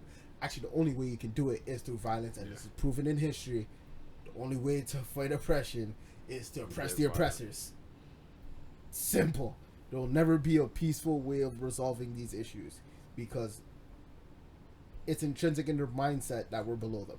Yeah, because like look even in, and sorry to bring it up, but like look even in Africa, like when the Europeans were like oppressing the Africans and whatever, and then building the whole bridge between the Tutsis and whatnot, the Hutu and Tutsis. Hutu and Tutsis. And then when they realized that that oppression spawned like hatred towards anybody who had pale skin. oh shit. It didn't matter that the Hutus were pissed at the Tutsis; they were pissed at anybody who had pale skin. And when they started a revolution there, all the Europeans were like, "We gotta get the fuck out of here. We gotta go. We can't stay here no more." Do you know what? I have something to say. I've been thinking about this recently. You look pressed. It's been weighing on my mind. How is it that we get to hold Nazi Germany to reproach, right? Be like, yo, fam, you guys have to pay out reparations or whatever. But you look at Britain or Portugal or Spain or especially you, France. You try and bring them talks to that type of same type of energy, like, yo, fam, for colonialism, these are war crimes. You No know why? one? You know why they won't do anything? Because everybody was doing it, and nobody wants to take the first step. Exactly. And that's what I'm saying. I'm like, well, no, because black people only look at America. I'm like, nigga, it wasn't only America. Yeah. I'm Right. like, the only reason why you ended up in America is because they took your ass from other countries. Germany was just the fall guy. Like, yo, no, Germany is just, they can do it because they did it to white people. That's what I'm getting at. So it's like, yo, you did this to white people, you gotta pay for it. Everywhere else, Yeah, slap on the wrist. And My also- bad. Like that's how you and get. also realize that America wasn't like America was young. America was still like in terms of a British colony, and they were slowly building up themselves as being America. Yeah. When slavery like got off on its kickstart, America was young. In terms of like, oh, okay, now they got the founding fathers and blah blah blah whatever. So America was young.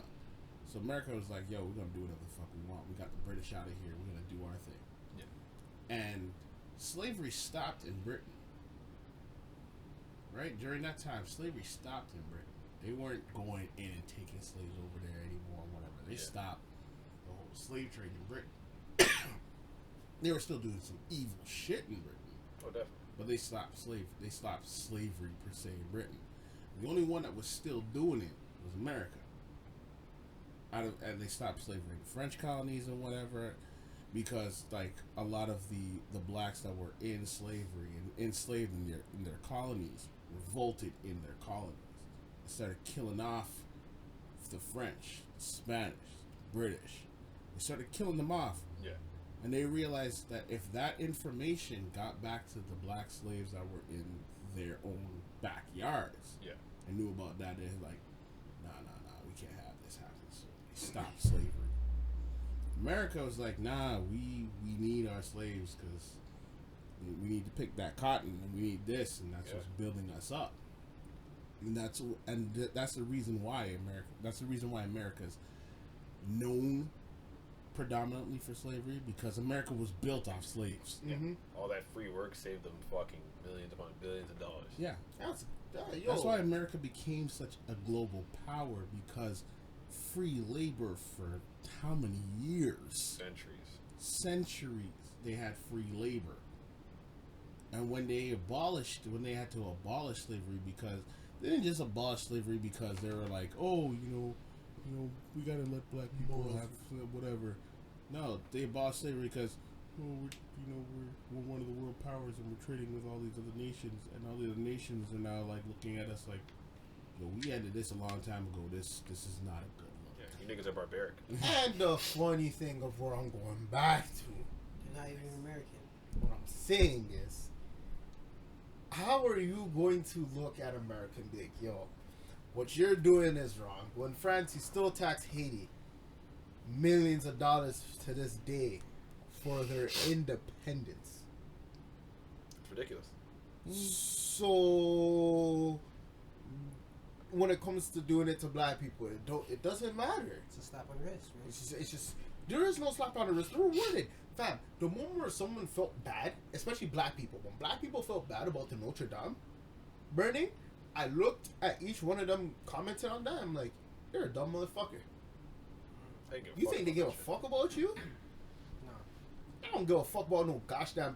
This has me feeling like Kevin Durant talk about Drake night. I don't give a damn about no Drake night. I don't give a damn about no cathedral, bro. That shit was Fuck like all really that shit. uninhabited completely all the time. Fuck It burned France. down, and people give a fuck about it. Fuck France. You tax our people to this day for independence. Something that does not belong to you. You are taxing people for it. I don't feel bad. Fuck you. Yep. And that's what I'm saying. I'm like, yo, black people have so many scars, mostly because of other people. We just don't know how to accept it, go to therapy, and move on with it. But the problem is that our scars are still there, because you can't heal an open wound if you haven't addressed the wound. It can't heal. Sometimes it's not people gonna do it for you. You gotta do it for your damn self. Yeah, but here's the whole thing. We don't know how to. How do black people address it? Like, how do they, like, especially in the States? How do you address it? How do you address it to the point where it's actually heard? All right. Because people, the ones who are in power, the ones who have power, the ones who are in power, Yeah. anytime it's brought to their attention, they'll talk about it, but then they quickly like, okay, we talked about it now. Now go away.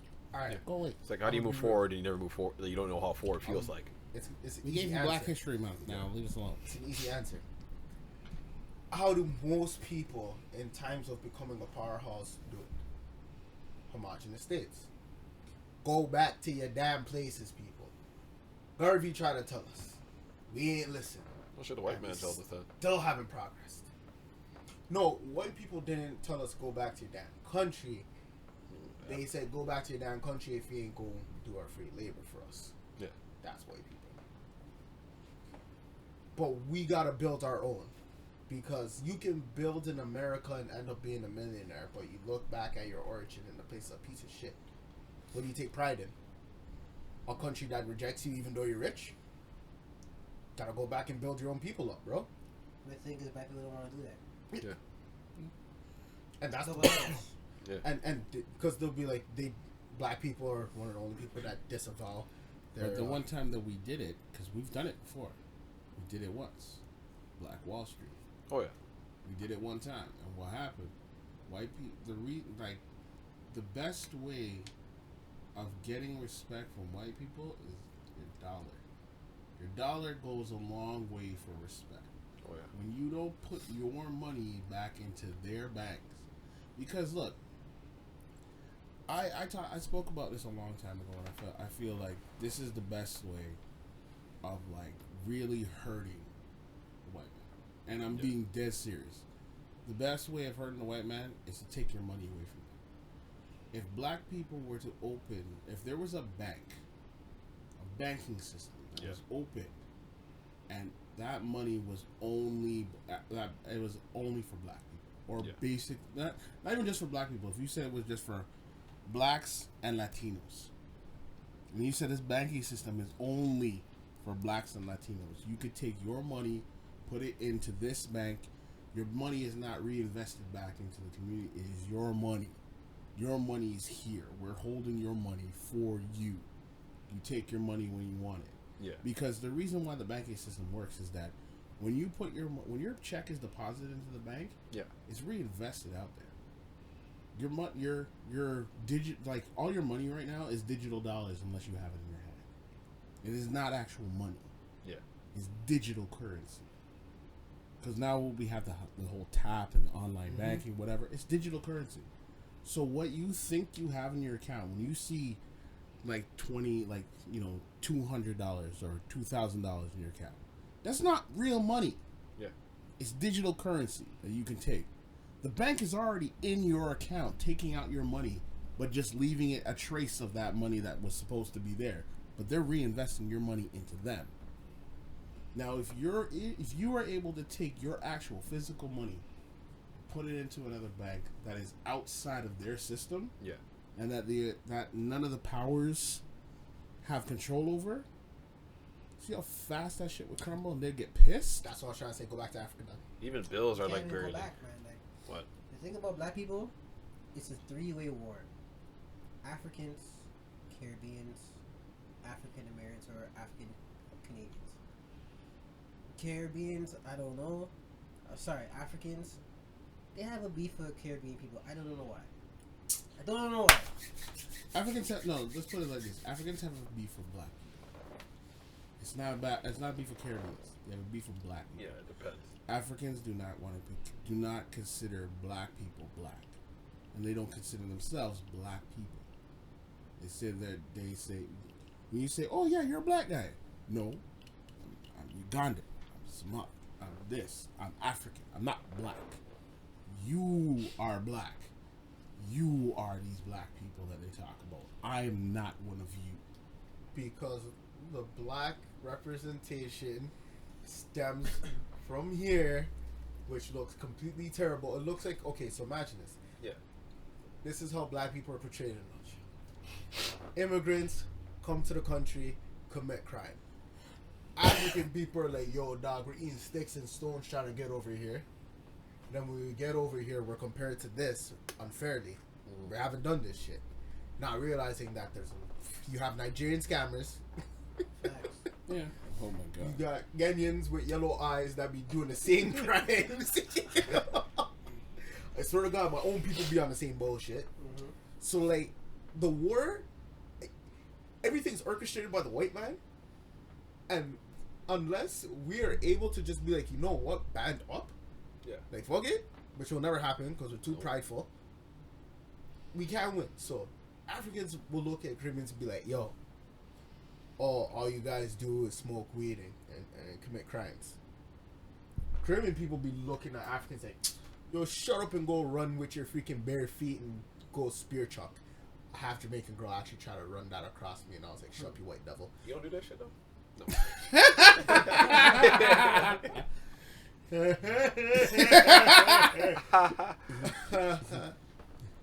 You ever seen an African drive-by? Yeah?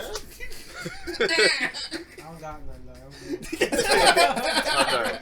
Yo, dog, at 12 o'clock when the voodoo hits, fam, you know why. Yeah.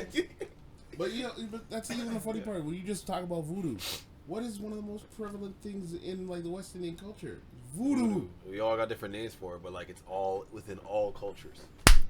It's voodoo What do you in guys all call it? cultures. Obia? Yeah, Voodoo, nigga. We call it voodoo. We call it obia. Oh, we call it Voodoo, Obia. nigga. Reverse that. Because, yo, you already know what it is. Nah, I mean, like, yo, if you ever watch a Ghanaian movie, dog, that shit's OD, Yeah, that's in fam. your cinema, dog. That's regular for y'all, dog. Yo, fam, I'll never forget. African people are weird. I'll never forget when I watched a Ghanaian movie, fam. And, like, it was supposed to be one of those messages like, yo, if you use voodoo or the power of Satan, you lose. That kind of shit, right? It's like a don't use drugs thing at the beginning of like American videos. But, like, for voodoo, like, the main message is like, yo, fam, if you rely on the power of Satan, you're going to lose it. And Okay. this movie hit different. This bitch was too powerful. So God tried to set a fireball? Don't kill me. Like God actually intervened. The fireball came from the sky. Okay, Alright, no, so that's- unless you're that's- telling me there's clarify. fire-breathing pigeons, you know, Maybe in New York, dog. we infer that it was from God. My girl did some freaking avatar redirect lightning technique and threw it to her op. And I swear that was the end of the movie. And I'm like, wait, hold on. Did this bitch just redirect God's fireball that was meant for her to a next person? That's when I was like, yo, Africans, bro, yo, change up, dog. Your lifestyle is different, fam. Your lifestyle is different. When it comes to voodoo, fam, don't play, bro. Because in the movies, they're trying to say we can defy God, fam. At that point, yo, get but, right. You see, it's just like West Indian culture. It's like obia. You believe in obia. We know Nope. say it real, man. We know say it real. No, for left it. Evil lie. Yeah, what's one of the things that you know you're if you have West Indian roots, one of the things your mom always tell you: careful when you eat from my girl. She put your period in your food and make you fall in love with her. Yeah, some shit like that. Yeah. Yeah. Yeah. Like, You sick of When- joking. You see when- all these men say, yeah. when you're that young, they is- don't yo, say all that at first, but when you're older, they Yo, say when you have West Indian parents, your mom tells you that shit from when you're young. My mom She told me tells you that shit. different shit. My mom just looked at me and was like, women are the devil. I was like, alright. I say, Duke's telling you that, dog. Bet. My dad told me never to love a female. He's like, yo, like be in love with her. He's like, you can love your wife.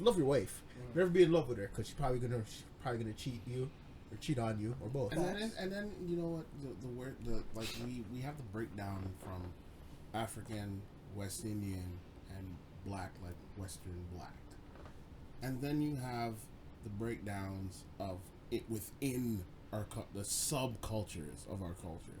Within blacks of Western blacks, you have American versus Canadian, or you have different areas of Toronto hating other areas, or different areas of the states hating other areas. But one of the biggest ones, the West Indies is one of the worst.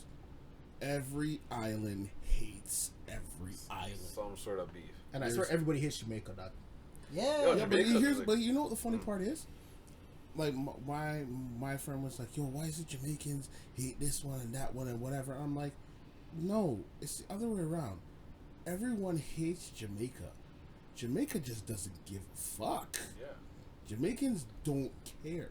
Y'all just trying to break down things in the honestly, tree. That's Jamaicans a Jamaican and a Trini can walk in the same place. the Trini will be talking all type of shit, and Jamaican, like the Jamaican won't have anything to say until you say it to them face. Yeah. Then they're gonna tell you go suck your mother. Literally, like I was waiting for that. But if you don't have anything bad to say, They're just gonna they butt have and take no the tree. care. They have no You say, hey, you want a drink? Okay, we drink. The minute you say something bad about Jamaica, that's when they're ready to say, oh, you want to talk about y'all there? You want to talk about what you don't know? Then they're gonna want to start with you. But one of the other funny thing is within the Jamaican community, y'all still be hearing like, don't date a girl from here, don't date a girl from there. Why you dating them small island girls?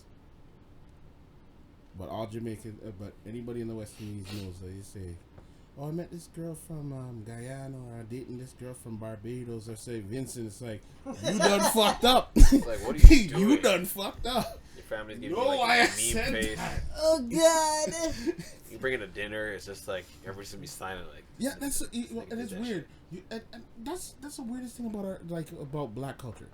You bring a girl to your house to go introduce her to your family, and the first thing the family will or you say, "Yo, I'm talking to this girl." Blah blah blah. Where's she from? Is she Jamaican? Nope. I don't want her in my house. I remember I brought a Iraqi girl to my house. you're wildin'. Dog, I thought I was gonna get shipped home. But I'm born here, though. You know what I'm saying? Like, That was a threat though. They're gonna send you back home. Like, who's there? Like, I don't even know the family. I'm not gonna lie, yo. I'm kind of happy that like from young, I defeated my mother, bro. You're lucky When I say I defeated her, I mean like, yo, no matter how many times she like, yo, you're getting with a Ghana girl, I looked at her straight in the eyes and I was like, you fucked up. And she'd be like, what do you mean? I'd be like, should have raised me in Ghana. I wouldn't be meeting no sweet Filipino bitch over there. But you brought me into this melting pot where I'm seeing some sweet Asian ass. Yo, my aunties were asking me the same thing. They call me from my house. I'm here. Call me from yard. So I hear you dating. Yeah, I hear you start dating now. I say yeah. So you find yourself a nice Jamaican girl. I say you mad?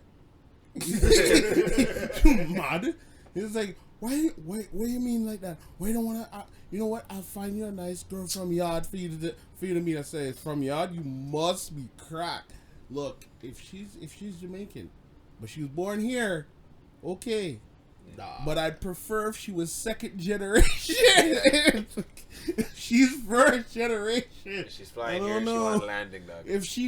But if she came from yard and landed, nah. Reason being, it all depends on when. Because if you were born there and you're like maybe like 5, Yeah. and then you were raised here, but raised with Western values, to be like my age right now, 37. Yeah, I could probably mess with you. But if you came here when I was like 15 and you just came fresh off the boat, hell no. Mm-mm. Yo, thank That you, Mom. shit's intrinsic in your head. Mom, I I'm love not you. dealing with that. You're the real MVP. Mama, I love you. Letting me Thank date God who I I was want to born here. date, because you realize that there's no I told my mom, I'm like, it's simple. You want me to meet a nice guy and young girl?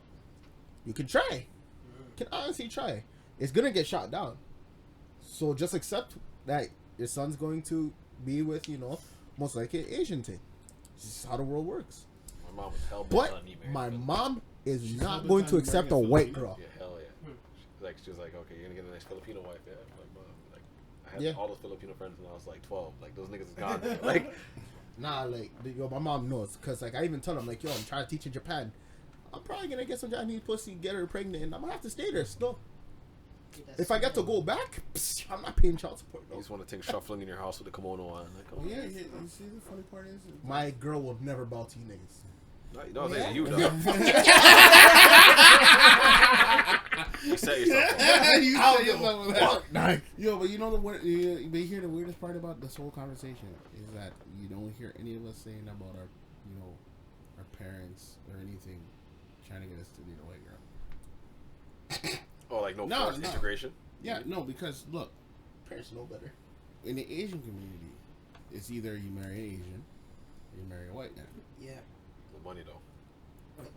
But because we know intrinsically, like, shit is bad, your parents are always trying to, like, tell you, you know, if you want to, if you end up falling in love, blah blah blah, I might be a little upset, but I'll accept it.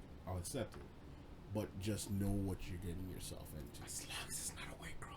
That's pretty much my mom's rule. As long as it's not a white girl. You know, they always tell you to just, you know, tread carefully. Tread lightly. Nah, my mom would disown me. I'm gonna be real. I know better. No, they're telling me that I was like 8, 9. I bring a full-blown now white their girl. minds changed. Like, if I bring some kind of Czechoslovakian bitch, Dutch. yo, I'm done. Hey, yo, my dad's gonna look at me and be like, I always knew you were a waste man. I'm like, like, So they hate on you more if you brought back like a foreign thing versus like a Canadian bread. It's like she blonde hair, If blue I eye. Get the bring- hell out of my house. if I bring a freaking Pippi Longstocking bitch to my house, dog, my grandma will rise from the grave and roast me. I'm not having that. Get yourself like a PEI redhead or something. I'm not getting Anna Green Gables, dog. Fuck off. All right, hold on. I'm gonna pause for a second because you know what? We honestly just segued right into the next topic. Oh, We dating. literally segued Oh, into shit, the next yeah. topic I forgot. without even realizing it. And this topic is why are black men crucified for dating outside of their race and black women are not? They're praised for it. Okay, here's my answer. I want to start this one off. All right, because women position themselves to be like this kind of like Jesus character, like Stations of the Cross. We hold down our black men, and black men end up calling us crazy bitches, etc. That's why it's viewed that black men just shit on black women, when black women try to help black men. But it's the same black women who be like, niggas ain't shit. Yeah. No, but I mean, just dating some bum ass niggas too. So it's like, what do you expect? And then it's the same black woman that'll be like, yo, all niggas do is cheat, play 2K, and stereotype mans. And they just end up finding, it doesn't matter what race they go towards later on, most dudes are scumbags. You just thought that black guys were gonna treat you right because you're black. No! A guy's a guy. Regardless of race, he's a scumbag. That's why. Paying too much in that internet shit, like So relationship then- goals. Now, women would be like, okay, black men want to do us dirty even though we've helped them through all their problems. We're gonna go fuck Todd. Chad. Blake. Rufus. My girl left me for a nigga named Rufus. I'm shooting, bro. I'm shooting. I'm shooting, bro. Yo, which one's worse? Rufus or Rupert? Nah, actually, no. If it's a nigga named Humphrey, I'll fight him still. But I know a white nigga named Humphrey, so. Yo, I'm not gonna lie, yo. If my girl left me for a nigga named Rufus or Rupert, dog, Yeah, Rupert. I might be the first black school shooter. But yo, back to it. So, black women be like, yes, when they end up dating outside the race because they think it's progressive now. Because black men don't treat us right. I'm gonna bump into the same shit because, again, guys are scumbags. So they just hate on us. I think, me personally, I think black women treat us like shit. Yikes. No, it's I don't facts. care. Like, they treat us like shit, bro. But for other races, they're the kings. We're fetishized. Yeah. We are like Asian girls. They love us. White girls that live in the hood, they love us. They like us. Nah. Love is a strong word. No, white What's girls. the Rex still? White nigga, they will still call the cops on you. But No, like they love us for the night, that's what I'm and saying. then when it's daytime and you know they They gotta be like around us. their friends. Oh shit, like I can't be around They them. like us. Or yeah, They I like don't know. us. I can't let my parents see. Love is a strong word. Brown girls? Nah, they don't. They, no, they I'm seeing like It 25, depends- no, 75. no. It depends where you're going. If you're in Yeah. Brampton, If they're around their demographic, they ain't showing no love. Yo, If they're on the ones, there's more than likely just Yeah. you gotta just. fam, I'm not gonna lie. Yo, right now the hood is comprised. Our hood is mostly brown people. No, but you're thinking the brown you're not gonna touch. Yeah, no. It's just mostly brown people in general. Yeah, Nigga, they even be in my building, and when I walk out my own house, I've been living there longer than them, yeah. and they stare at me like I'm the problem. Well, trust me, same with my neighborhood, bro. So like brown people, they're different. They're different in that conversation still. They Yeah. treat us like shit. Neighborhood watch type of shit. Overseer. That's how they are. I think black women kill like shit. Yeah. I have a different opinion. My opinion might be a little controversial. Yeah, yo, that's what we're here for. My Spill it. my feeling is that it's not so much okay when we I have to go to the last part where he's saying that black women are praised for dating outside of their race and black men are hated on. I think it's just the way that it's been put out there for the longest time. Yeah. Because like even we as black men looked at it weird.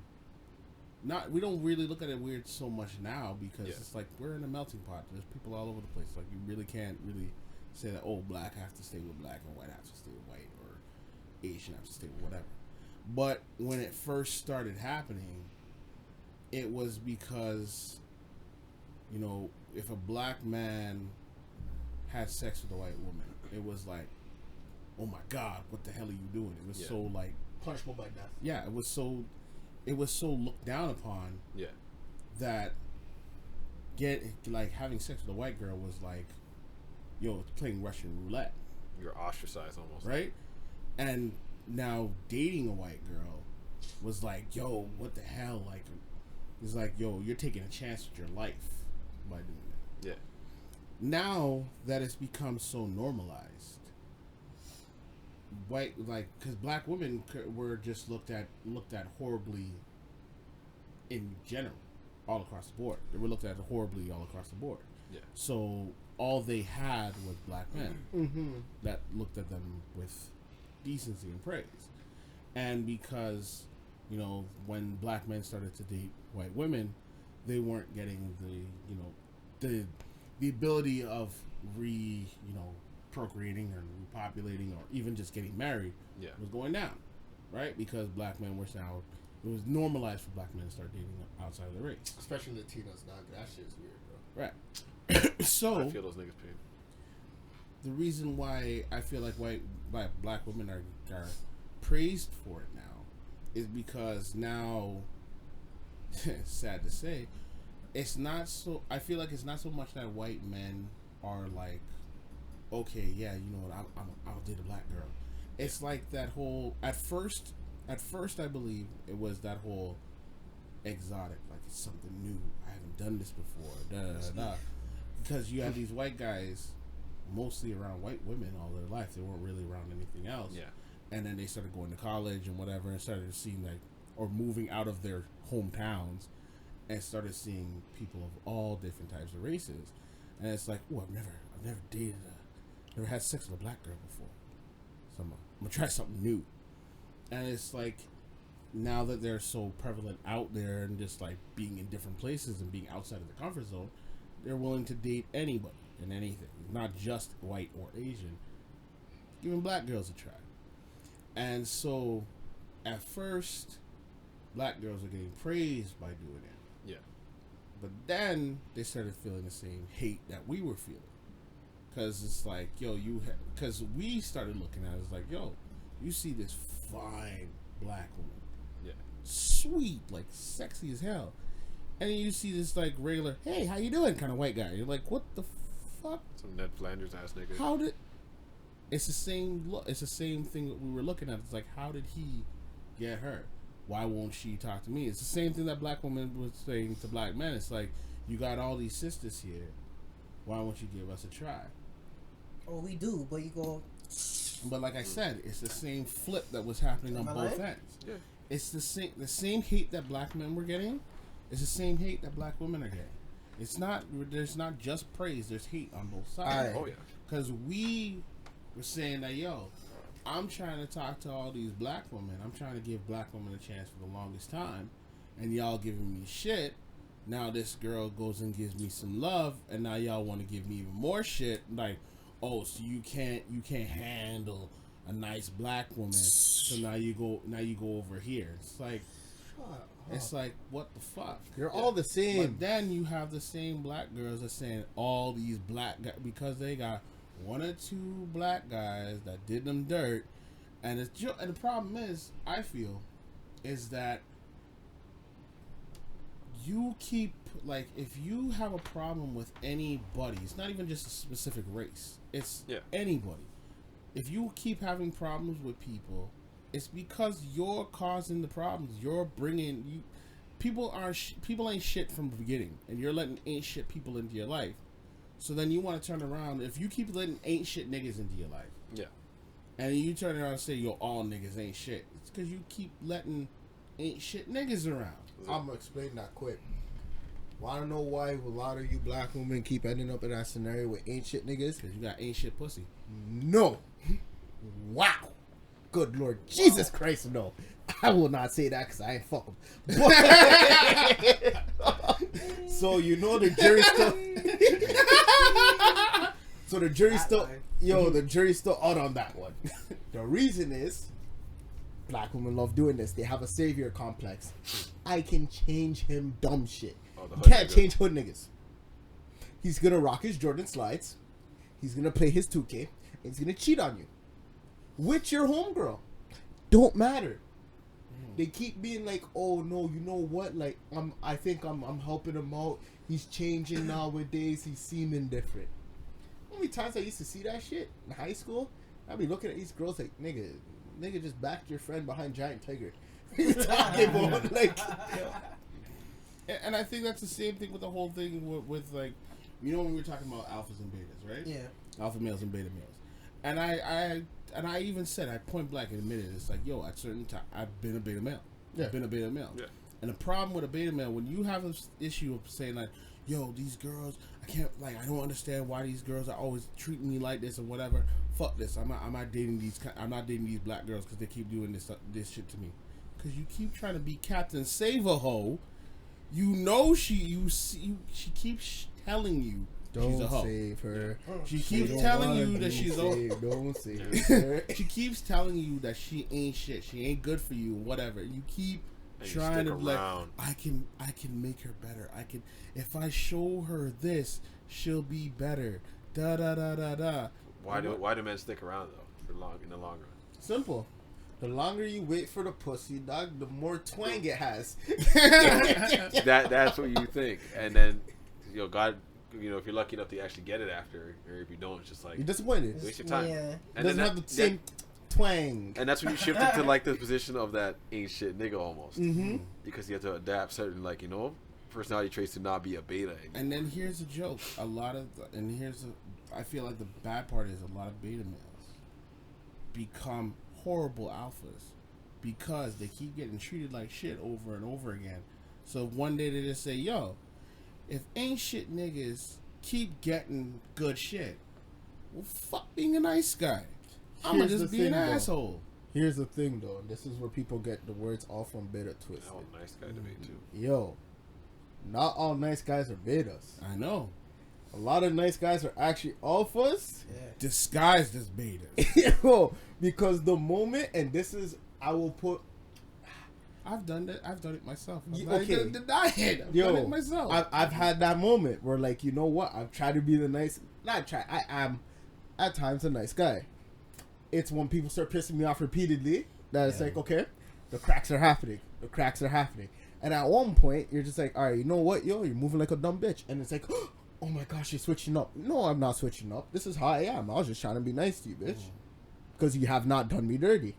But now that you've done me dirty, I'm going to move on you the same way these other ain't shit niggas are moving on you. Because you deserve it.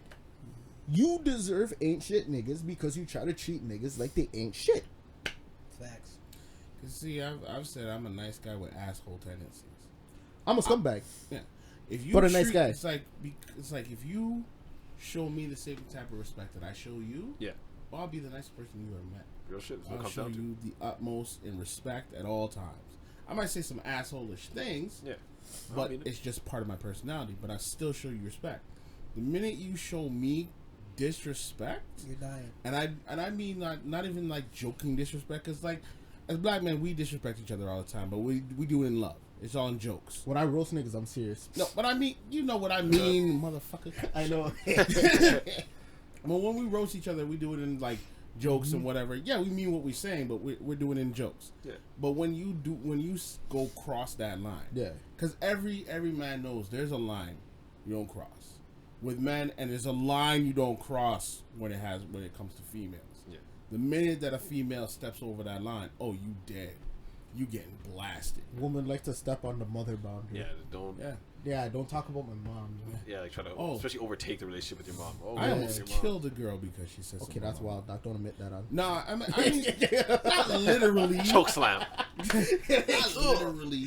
But it was like you I said it with so much passion that I was like, oh shit. No, I was working at Walmart. I was working at Winners, and like people who were there know about this. I was working at Winners, and there was this African girl who wanted to every day wanted to like say some shit to me. So it's like we'd roast, like she'd go back and forth and whatever, but I always took it as like, all right, you're just being a dumb bitch. So then one day she said something real foul, and I roasted her in front of everybody. I called her out of some shit in front of everybody, managers and all. He's like, oh, you talk to your mom with that kind of mouth? I'm like, who the fuck is you to talk about my mom? I'm talking about you. Don't bring my family into this. Don't bring my moms into any of this shit. He's like, I can say whatever I want about your fucking mom. I'm like, I'm like, well, don't talk about my moms, man. I draw the line there. Don't talk about my mom. I can say whatever I want. Don't, and I yelled in front of the whole management staff, don't talk about my fucking mom. Yeah, Omar, we're gonna let you leave early today. It's like, okay, good.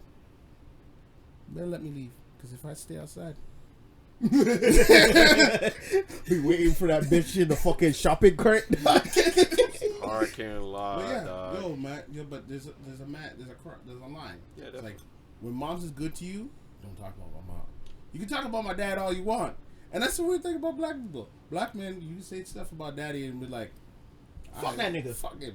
You talk about moms, it's like you're looking for an ass. It's like you really want it. My mom had 3 C-sections. My daddy didn't.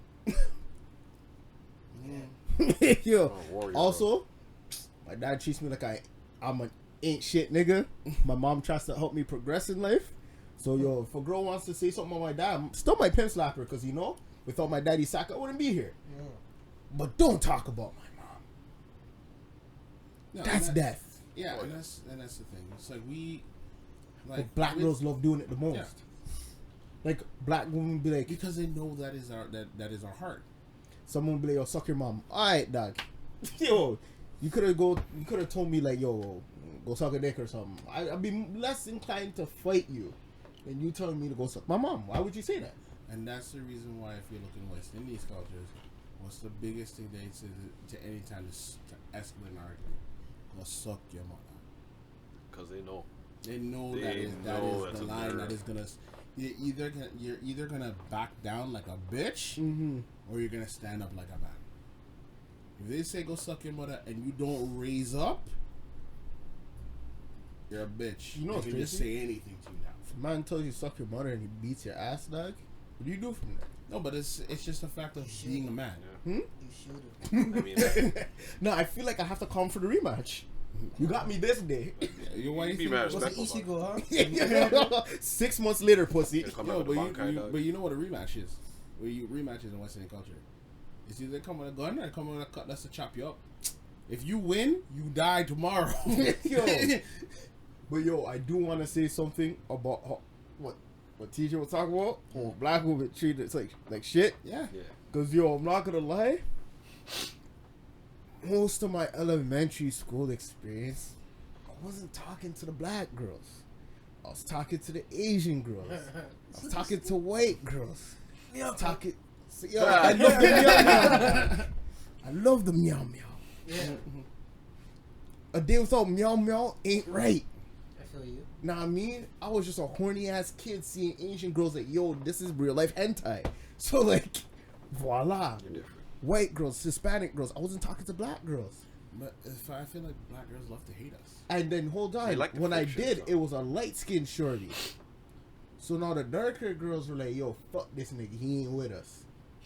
So then all throughout the rest of school, they just treated me like I was a piece of shit. Go to high school, same shit. But now these are more advanced, older hood things hating on me. Because I don't fuck them. These bitches hated on me because I didn't fuck them. Like a lot of girls will pass you up at first until they see you talking to another girl. And that's especially like apparent in black women. I'm not gonna lie. I knew it was strictly like they wanted to smash.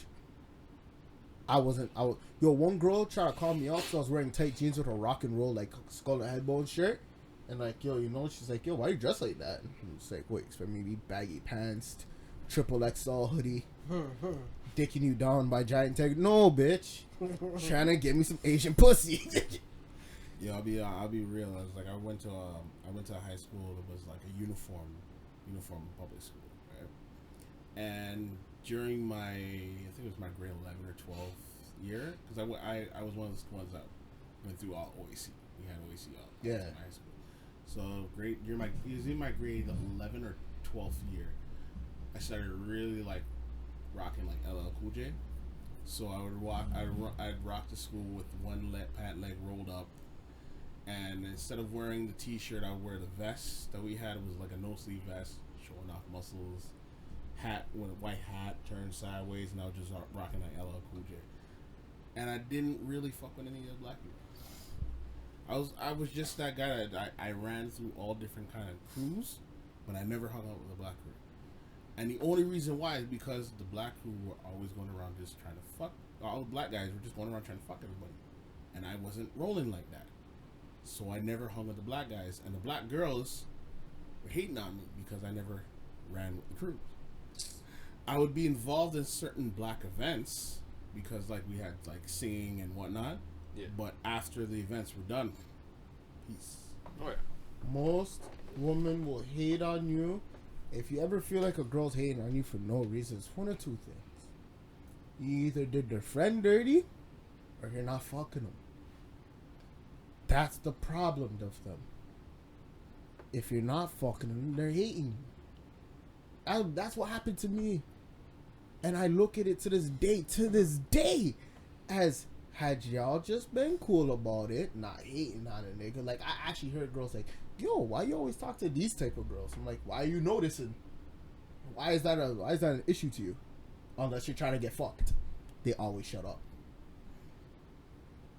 So like, black women, yo, just settle down and chill, fam.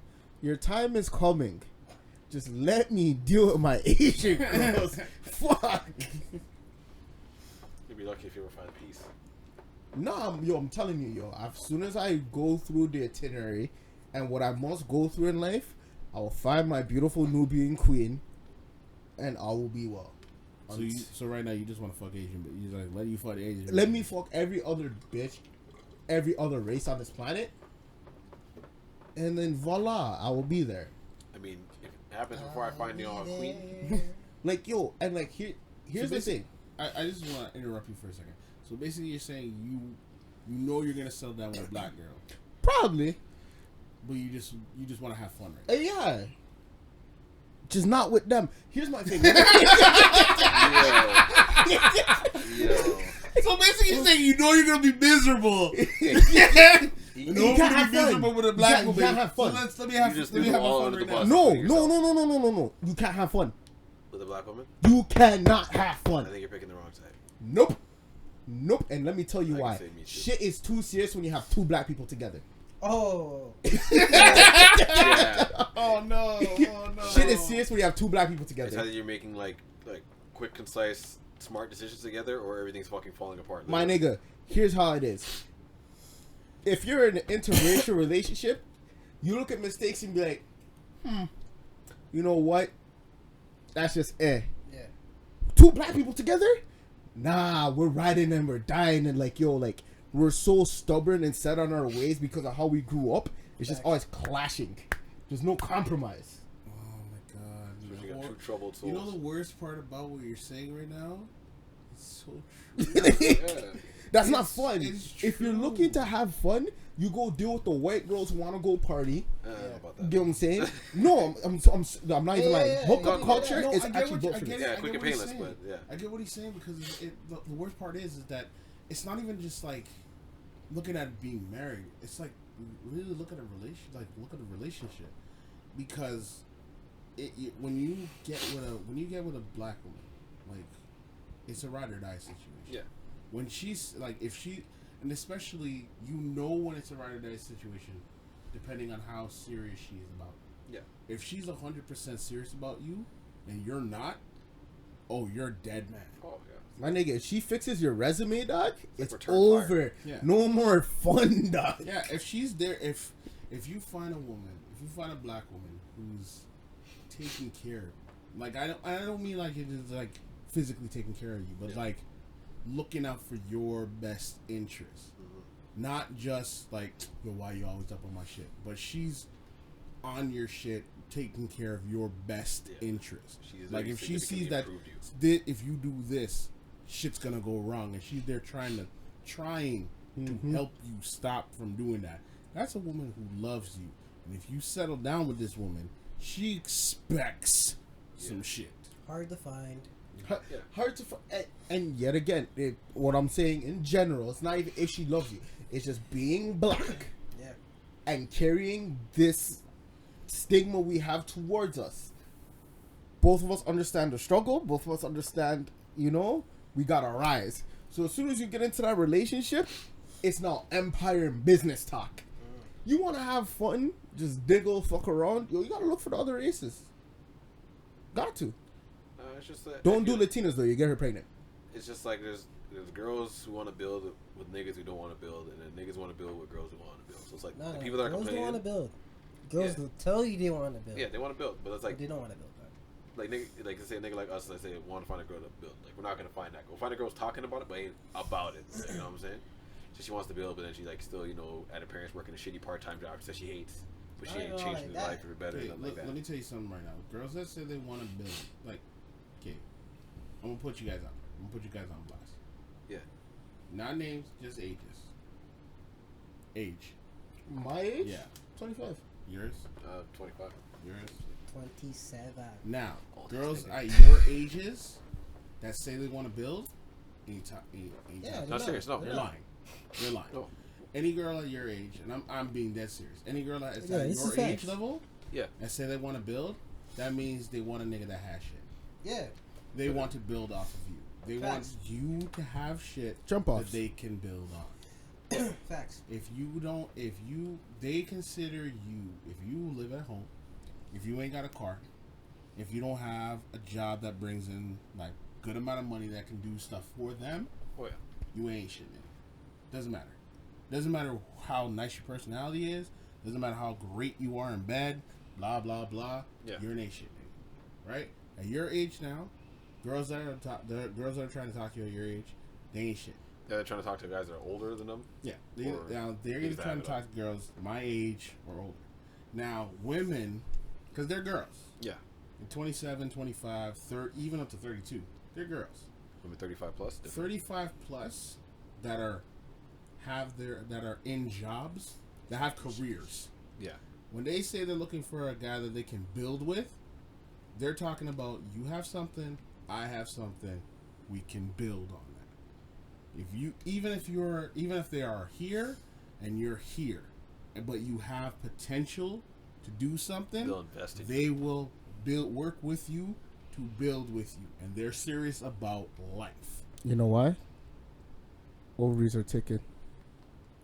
Well, yes. Oh, yeah. Time is short. Time is short. That's what. To Yeah. me, to counter that, because they got ran through from their fuck. teens to their 20s. Because the sad part about it is, They want the to retire. women that are in their 35 and up, Yeah.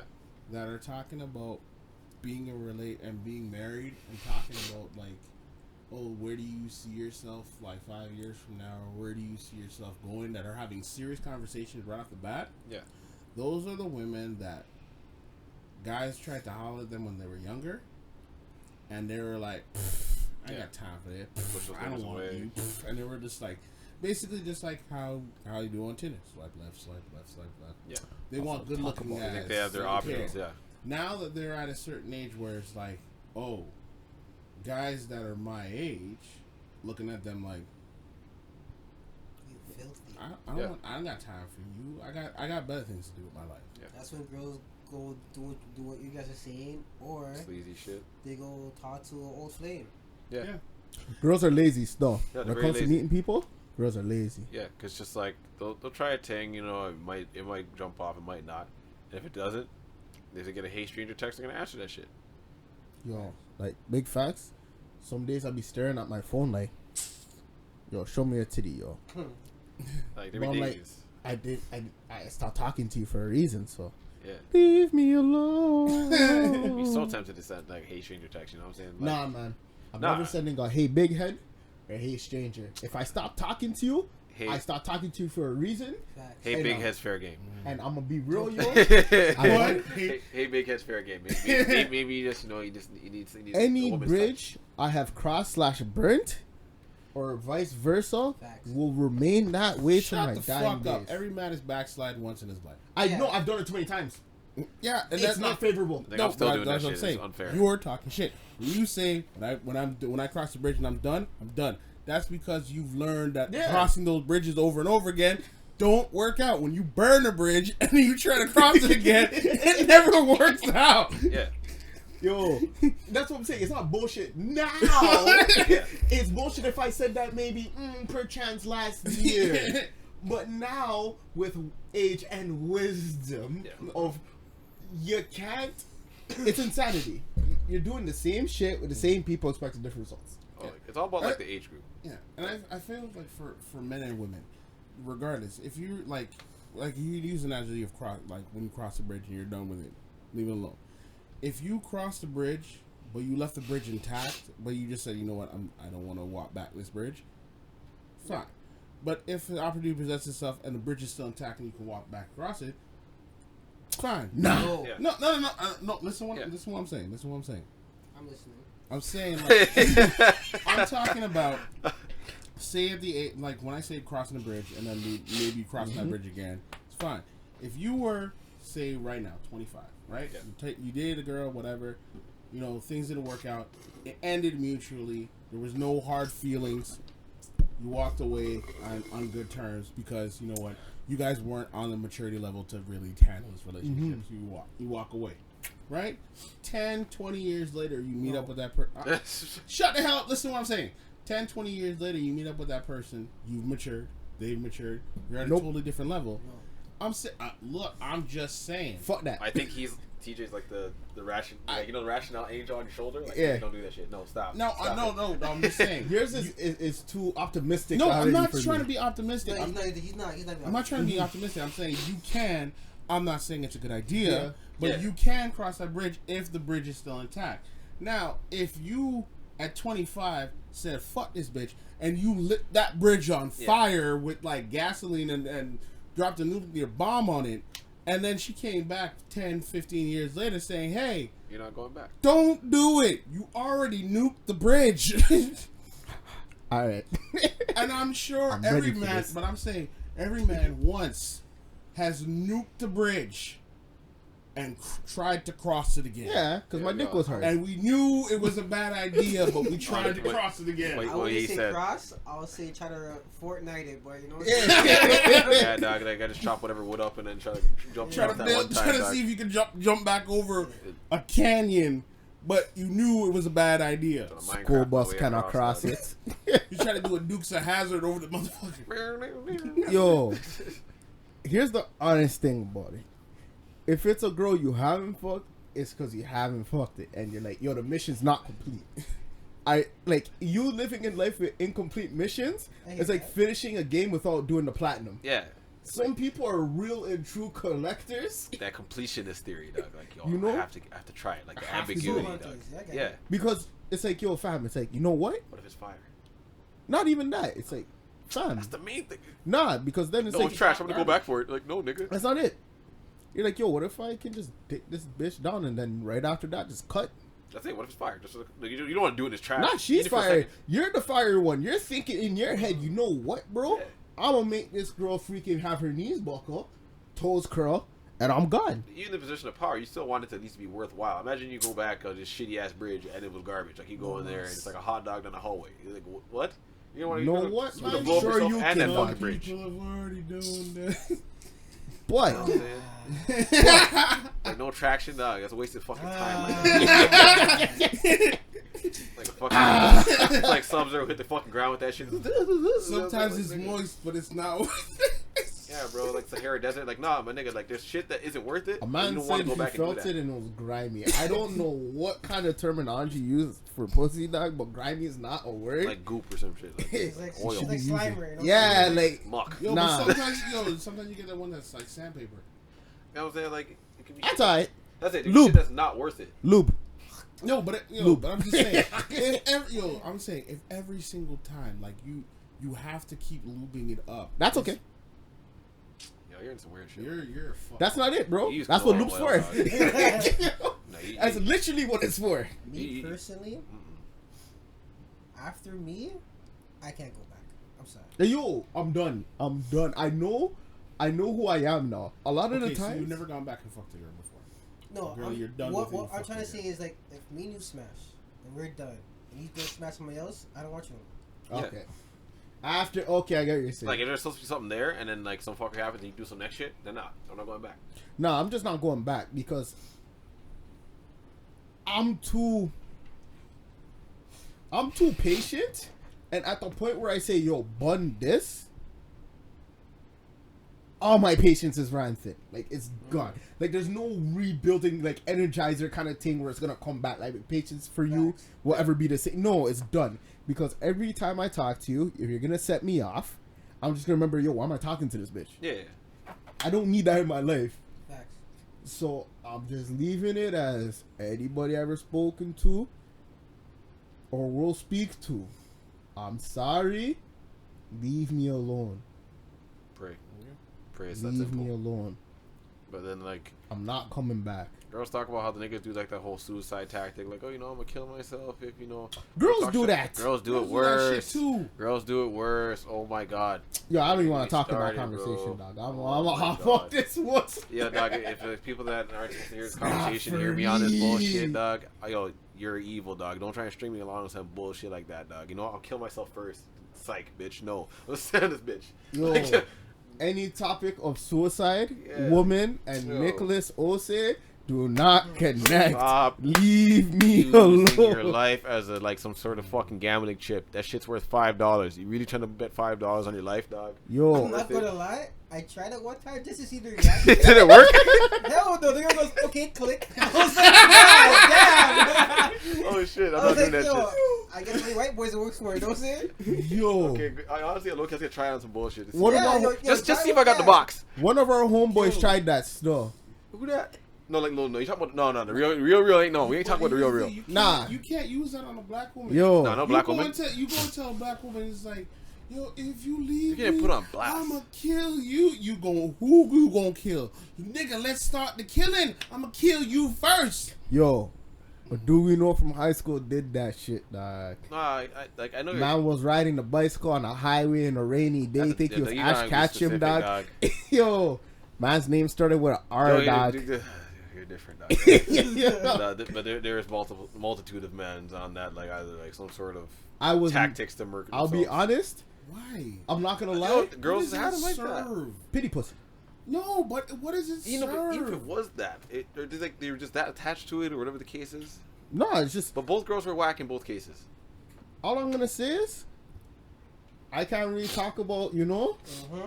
other people trying to commit suicide. Like- Do you boo boo? Leave my name out of it. Facts. Never bring me into that shit ever again. That's all I'm asking. I don't think no amount of love, whether or not I've been with a girl a year or 2 years, will make me say, you know what, time to off myself. But in no situation will I ever say I'm going to commit suicide For because you. of you. Yeah. Okay, question. As just honest question. Any man ever cried over pussy? Nah. No. I mean, When you say cried over pussy, Like, do you mean like the literal? no, I Do mean some like, good shit. You ever has any man ever like been so entrenched in the relationship nope? that when the relationship, if she ended the relationship or whatever, you broke down? No. And that's what I'm trying to tell you. This is why I say I know myself off of every That means that instance. none of y'all never been in love. That's what I'm trying to tell you. Closest thing I'd say I felt betrayal to the point I almost shed tears. Yeah, I'll say betrayal. Betrayal. Used to be my dog. He was in my Literally, left like, titty. you'll be like, You're right like, back. exact, yo, dog, You're the right exact with me. song playing in my like, it's like a juice moment, like Tupac in the elevator, looking at my nigga, like, yeah, you really gonna do me like that? Yo, watch your Yo. back, dog. I'll say Watch your betrayal. back. I felt, and one I'll say trust got broken. And the next one I'll say my heart. My heart didn't mean shit. I'm gonna be real with you. I've cried so much as a kid that my tear ducts are done still. Yeah, like, So, I ain't gonna cry over like something like that. I feel the emotion. Yeah, like I'll But be when pain. you say cry, that's why I laughed. I ain't crying. I'll cry over. But I'm gonna before I listen cry to over that shit. Marvin's Room. I'm gonna put some instrumentals and I'm gonna freestyle. I'm gonna write about this shit. Know what I mean? Like, I felt it. I just haven't cried. Like, if you catch me listening to the Blink 182 Adam song, you know I'm going through Oh, it, dog. God, Like the damn. whole song, dog. Like, Catch me on shuffle. one girl legit, like, yo, like, she was trying to instigate to the point where I would cry. And I told her, I'm like, I'm not that guy. I'm not gonna cry because we're arguing or you're trying to leave. If that's your prerogative, go. You know, I'm gonna throw another question out there. Go I'm for gonna it. go back to me. I'm gonna go within this conversation. Go back to music. What album would make, like, if you were in a heartbreak situation or in like a fucked up situation because of anybody, like a female did you wrong, and you're not gonna cry, whatever. But what album would you go back to just like would express your emotions? Which Joe Budden one is it? Fuck is Joe Budden. Joe Budden is the master of light skin Nah. bullshit. And light skin, this is heavy light skin bullshit. Love is light skin people problems. I don't have those problems. Fuck you. Yo, That's all I gotta say.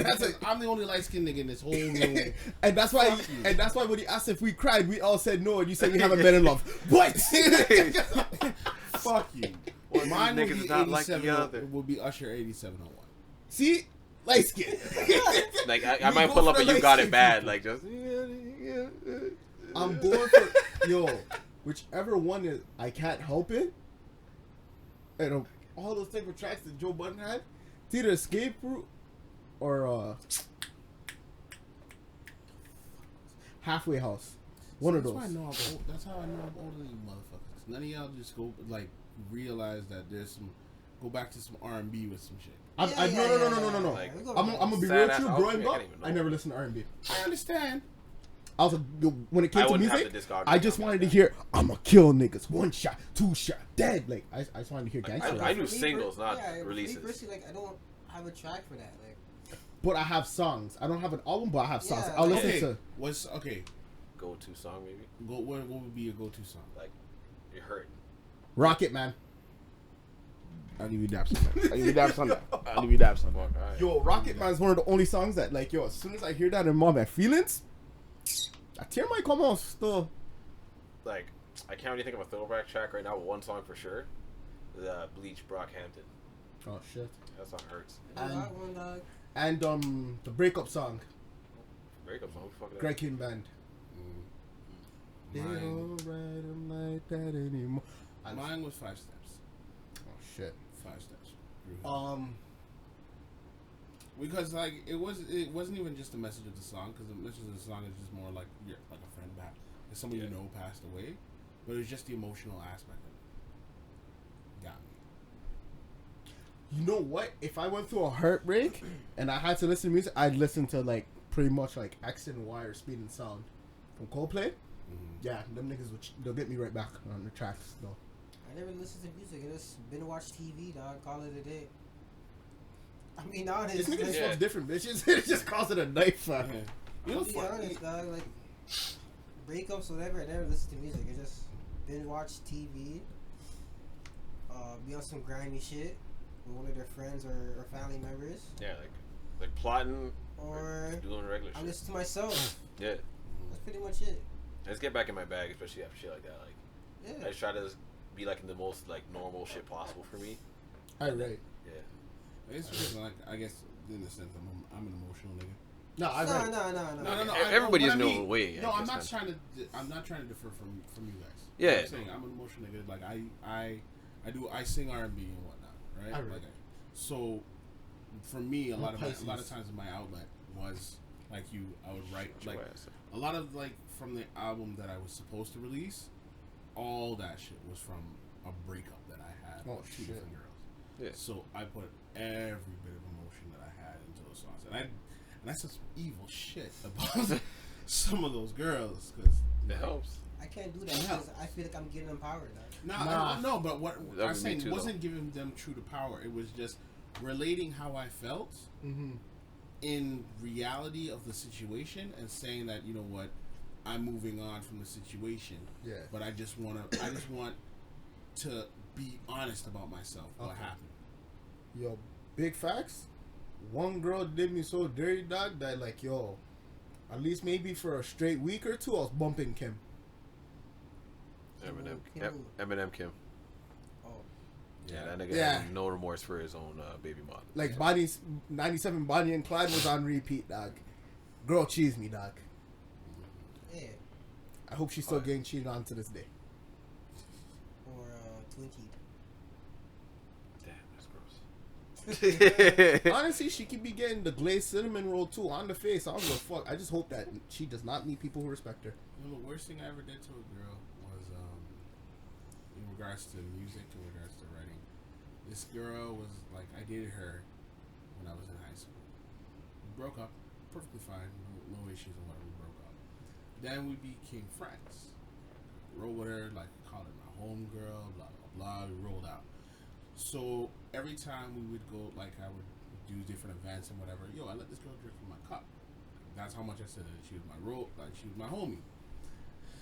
Then to turn and find out, you know, one of my boys started to talk to her and date her, and I was like, yeah, that's fine, no worries.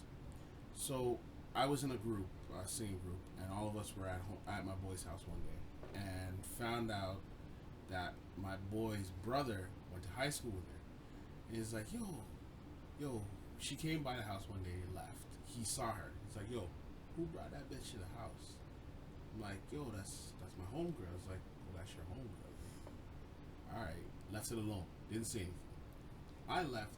He talked to the guys. I came back and I'm like, yo, I heard that you and what's her face broke up. And he's like, yo, you don't know your girl like you think you know her. I'm like, what do you mean? Found out that when the girl was in high school, when I was dating her, she was run on by a train in the school. The guy circle jerked. She's a chicken? A chicken? Running the skis, dog. They skeeted on her. And I'm like, and I found out that it was during the time where either I dated her or we just like ended off. Yeah.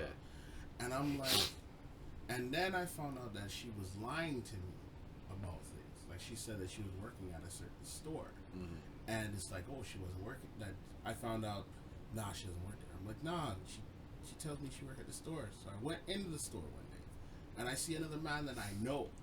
I'm like, yo, is Kim working? He's like, yo, it's Kim. Yeah, I'm blast your name. I don't give a fuck because I blast you in the song anyways.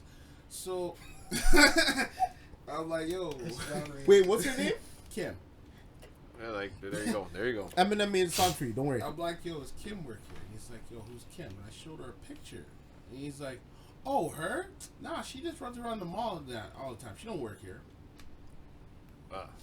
Female nature. Okay. Yeah. So then when my boy said he was making a song because of like this girl he was dating and whatever, I'm like, yo, can I write a verse on your song, please? And I like fucking roasted her. Just because I was like, yo, you do me dirty and you let, like, the fact that I said that you're my bestie to the point that I let you drink from my cup. This is the shit that you do? And you've been lying to me all this time? Nah. You deserve every shit you get right now. After that, I never talked to her again, but I roasted her. I let her have it. But I hate that it takes like some nasty, like extreme shit to happen to a girl before she decides to think like, okay, you know what? Maybe I actually want like a solid guy friend or like a real boyfriend. Same with niggas, like. Nah. Like, why does it take some extreme shit for y'all like, to sit down? Nah. Like, I don't know. Here's the thing about niggas. Serious. Niggas, it's not an extreme thing. It's just, even when they want to settle down, niggas is just gonna want other women. Joe Budden, for example. That nigga different, bro. Certain people are just wired to pussy. All pussy. Not just a certain pussy. All pussy. They're just wired to it. Just the procreation process, really. Certain girls will get into gangbangs. And that's when all of a sudden the only God can judge me tattoos start appearing on their fucking shoulder blades and bullshit. Now, that happens because they realize all all those niggas that fucked her that day, they don't care about her. They want someone who care about her. Just a pissed off. She just realized, like, yo, fam, like, you literally feel worthless like that. You see how when you bust a nut after porn and you look in the mirror, dog, and you feel kind of disgusted? Now imagine, like, 7 dudes just nutting on a girl, and the girl has to go stare at herself in the mirror after that. Imagine all those niggas staring at each other after that. It's like, oh, Nah, and it's not even like you got paid for it. You did this shit for free. How do you live with yourself? Change up the look, start acting prim and proper, try to find that one guy and hope they never cough out the bone in the closet. Well, simple. It's just like that. In that moment, there's like that desire from a multitude of men or something. I don't know. I'm a nigga. Like that just sounds gross. That's fucked up. Like I wouldn't even want a multitude of bitches. Even like a multitude of women like all attacking me. Like at that point, it's rape. Like just anything more than 2 is too much for me. Right? 3 women in my room max. I prefer the one-on-one. Yo, 2 women. You know what? Like Two just know one review's getting more attention than the other. As long as we accept that, I'm Gucci. As long as you guys can cool You know, with, do somebody's you. doing something. Like, yo, as long as nobody tries to go back behind me, dog, we're good. One girl could ride my face, one other girl could ride my dick. I don't care, dog. Do it porn style. Shit, makes it so simple. 3 women? Someone's gotta do something.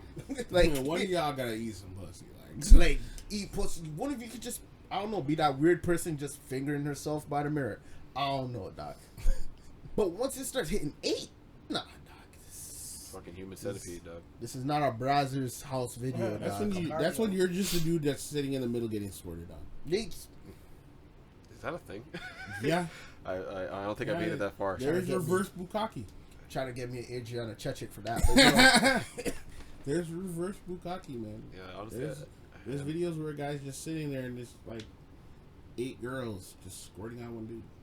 It's fucked up. I never made it that far in related search. Not mine. Not mine.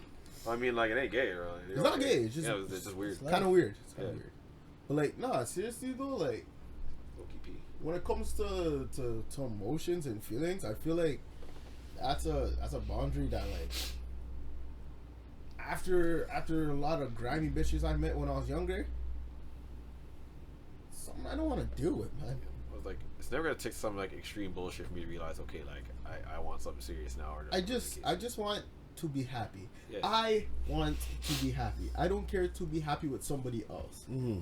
The one thing I'm looking for in my life is I want to wake up and say yes. Yeah. Instead of being like, fuck, I gotta go to work. Instead of that whole negative shit, I just want to wake up and be able to say, like, then don't get married. Yeah. That, especially that. I'm scared of Don't get married. As I said, good luck. Don't get married. If you want to be able to wake up and be like, or come home and be like, don't get married. The only way coming home I can do that if I'm married is if I have kids and they're really young and they love me. No. Because when you come home, when you have kids, when you have a wife and you have kids, you have your time is not your time. Yeah.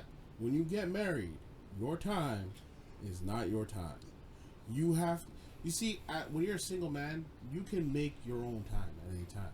Yeah. You can make you time at any time because your time is you time. Mm-hmm. When you're in a relationship, you have to when you start off a relationship into being in a marriage, you have to section off you time. Especially you have kids. to ask for you time, and and when they say ask, it's like, yo, why I have to ask my woman? It's like, hey, it's basically saying, hey, like even for doing something like this, hey, honey, I'm gonna be doing a recording session with the guys, from what time to what time, blah blah blah. Oh, are we free that time? Blah blah blah. Trying to figure out stuff. When you're married, you have to figure out shit. Fuck this. Yo, you know what? I'm gonna be real, dog. Sex robots. I'm sick of this shit, bro. It's real out here. It's real out here. Yo, fam, that's just annoying me right there. Yeah, No, I'm being that serious. Yo, the idea that I'm gonna be like, yo, me and the man are gonna run a podcast, and someone's gonna say from what time to what time. All right, you know what? I get that.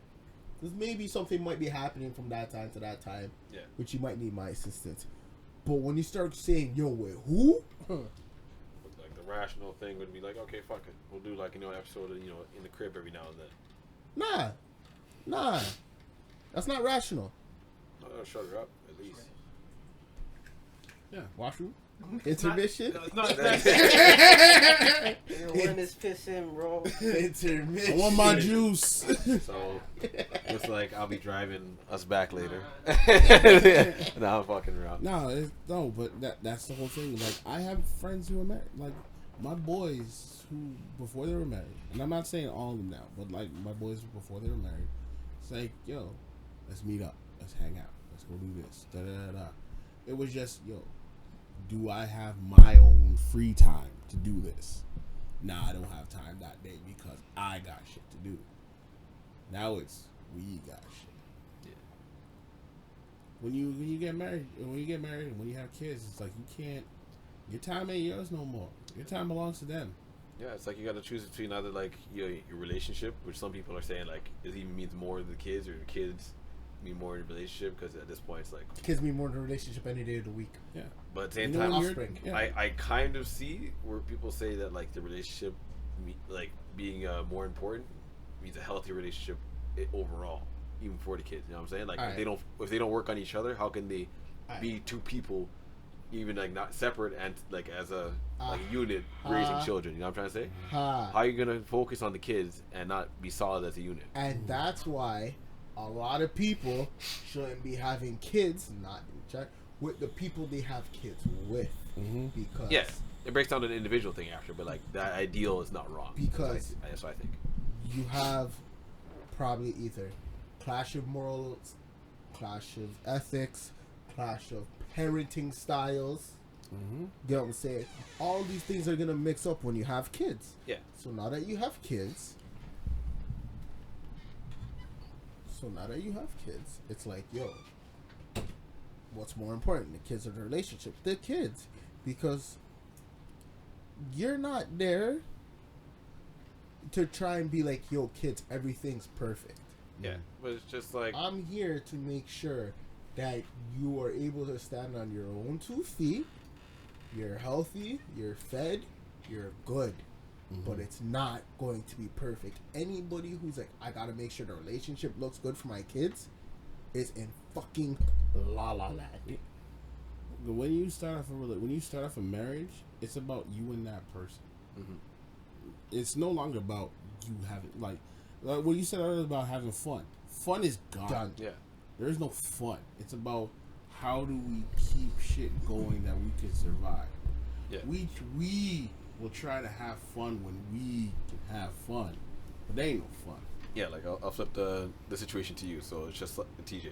So fucking there's this whole debate about whether or not like a relationship should be more focused on, or like the kids in the relationship. You know what I'm trying to say? Like yeah, like so like the love between the parents versus like, you know, the focus on the kids. That's And- why me and my baby mom's part of ways, because I spent more time with my kid at work, and she's like, "Oh, you're putting too much time with the kid and not me like I used to. Do you find me? You don't find me sexy anymore? Like, nah. Like, you have a kid. Like I want to go chill with my son, play games and draw and shit. Well, I need me time. All right, go have your me time. No, I want me and you time. I'm like, okay. Then when I give her the we time, oh, you just doing it on half-ass. I told you I wanted to chill. Yeah. That's one reason why. Yeah. I got a kid now. you can't win. That's what I'm saying. Like no matter how you flip the script, like it's just someone's gonna say it's not enough. Hence what I'm saying. The kid ain't gonna be there like, yo, this ain't enough. Well, Yeah. Unless you that's have what I'm saying. baby You might moms focus on in the the kid and kid's the baby ear. mom. That's exactly On what some I'm saying. 50 That's a cent flip. shit.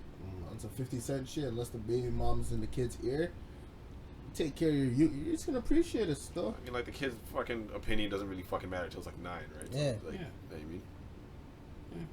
Well, Some that- kids- but that's the some whole kids thing. have It's like fun. when that's why I said like there's a difference between relationship with kids and a married with kids.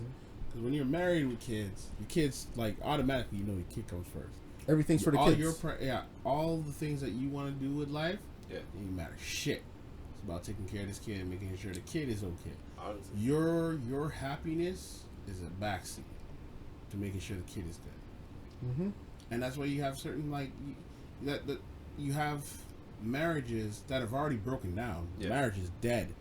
but they're just in it because of the kids. They want to make sure the kid is good. And as soon as the kid is at a point where it's like, okay, you're moving out, you're on your own. All right, so now that you're on your own, And you have a broken marriage. we're getting divorced. You know what I'm saying? It's like fucking Monopoly, and then, you know, let's say you get your property, being the marriage, and then you get the houses, and you get the house and the shit just falls apart because you can't afford it. You know what I'm saying? Like, the house would be the kids. Here's the problem with that. A lot of people that want to stay together for the kids, it ends up involving the kids when they break up. Yeah.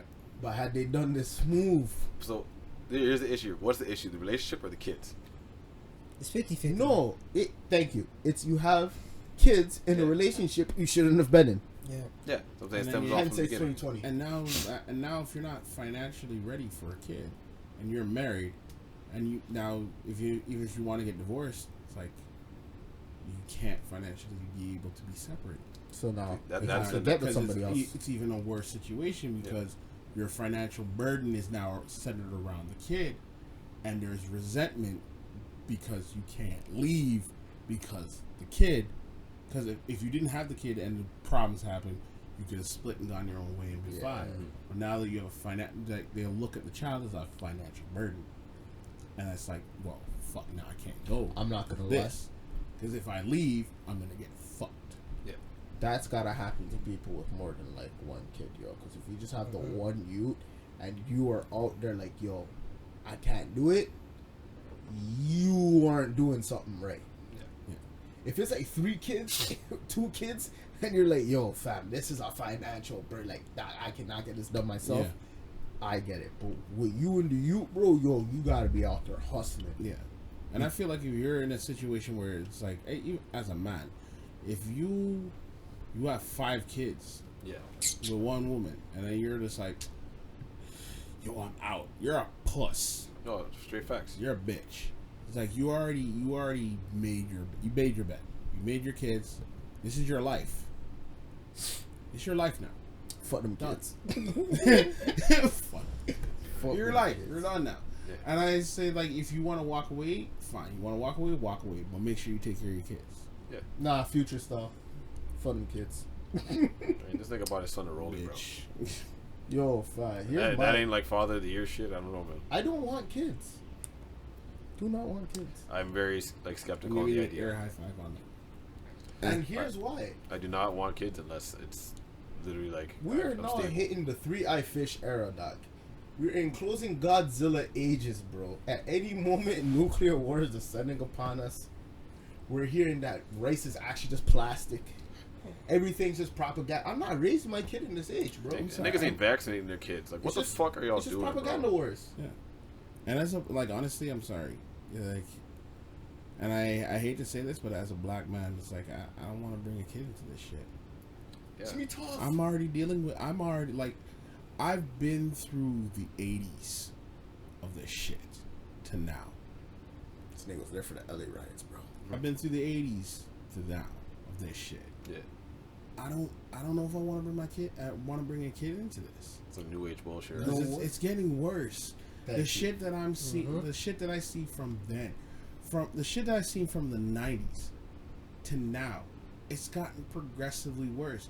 And now that we become so PC about shit, like before I could say shit that I wanted to say. Like, this is one of the things, okay, I'm gonna segue off on a rant. This is one of the things that pisses me off. Go for it. I hate the fact that when I was younger, from in high school, grade school, I could say what I wanted to say. I could get, if I was pissed off, I could speak my mind and say whatever the fuck I wanted to say to whomever I wanted to say. Now I'm in this PC era where if I say certain things that I would say from when I was 20, oh, you can't say that. I can't believe you would go that far and say some stuff like that. You can't talk like that to people nowadays. Motherfucker, they've been still talking like that to me. I'm a fucking black man, and they still say this shit to me, but I can't say anything back. If I say something, I'm too racy. I'm too racial. I'm too aggressive. But that same shit is being said to me. But not even just behind my back, to my fucking face. Yeah. I'm having to deal with this shit all the time. And what gets me is that because I see the shit, I can see past the bullshit that people are saying, and bullshit that people are doing.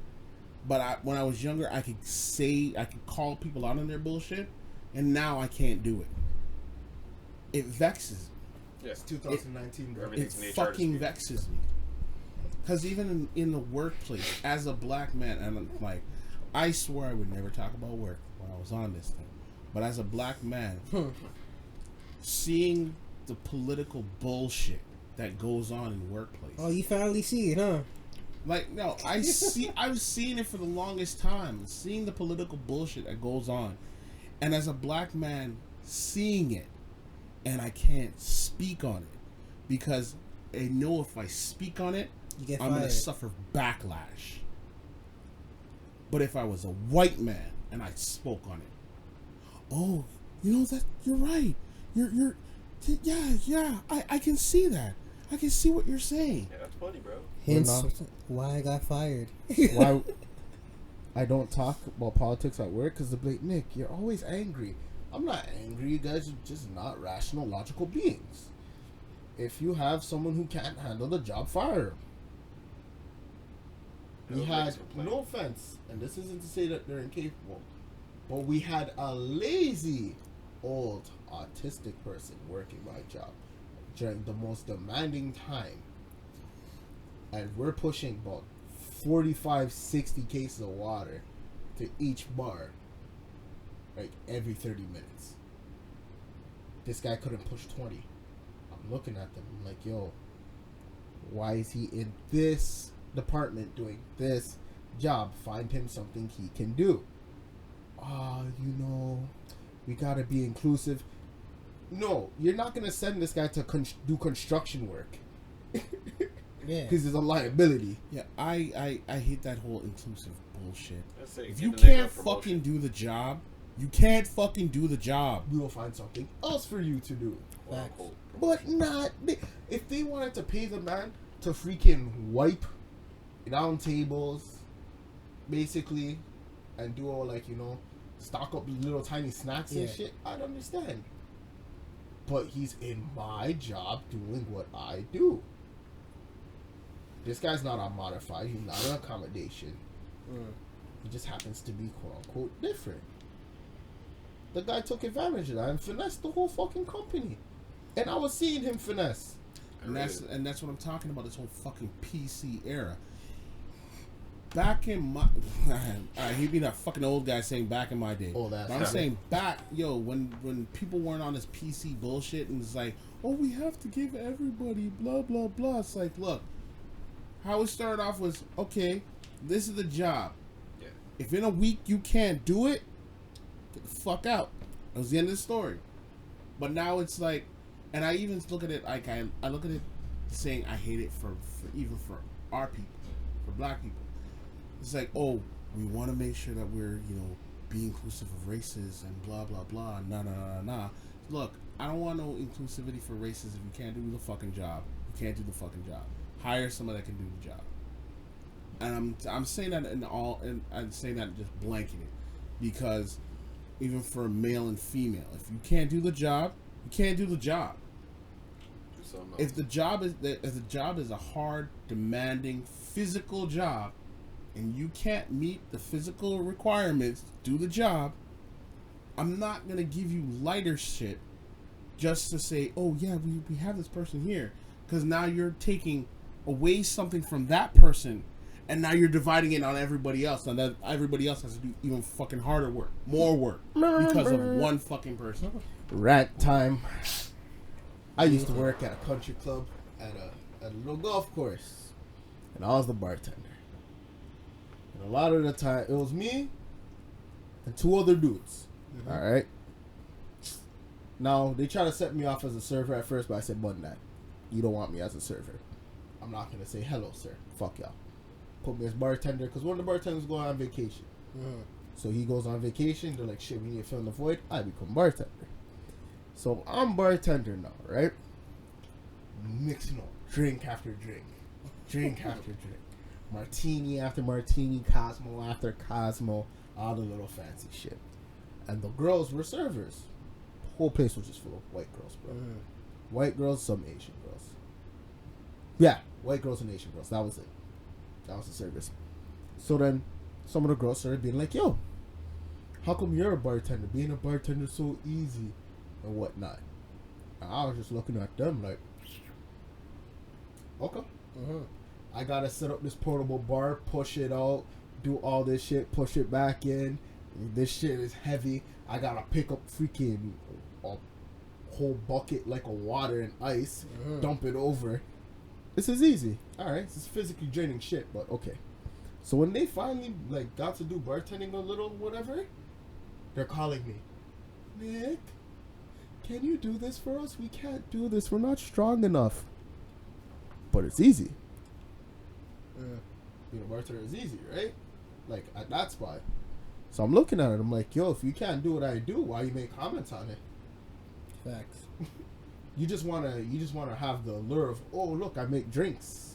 Just wanna be a bartender on the pretty side of it, be behind the bar. But setting up the bar you don't wanna do. You don't wanna close down the bar. So I looked at that and I was like, yo, you people are pieces of shit. And a lot of girls will like let comments fly like, oh, I can do this, I can do that, and they can't. Honestly, some of you really can't. Facts. You can't even remember how to make a fucking screwdriver. Side rant. My workplace is fucking stupid right now. How the hell do you make sangria with soda water? Oh Lord. Oh, don't you? Just throw that shit in there. Cost. Yeah, bro. Save money. Cost. What do you mean cost? Nigga, we fed fucking... Sprite. Fuck that. 7-Up. Doug, vegetarian hot dogs boiled in hot dog Facts. grease, my nigga. No, that's no. We Save literally money. contaminated a whole okay. slew of people. Fuck a wrong mixture. We fuck people's Nigga, lives, that's my you're nigga. talking about moral, ethical shit. Yeah, it's I'm like- talking about the actual concoction of said drink. That's just stupidity, Yeah. dog. You can't call it a sangria with soda water. Soda water's cheaper than Yeah. Sprite and stuff, man. Cost. They're dirty. That's not sangria. They don't care. Nigga, that's It's sangria. called look. This is how every business works. This is how, especially in fast food, in any type of food industry.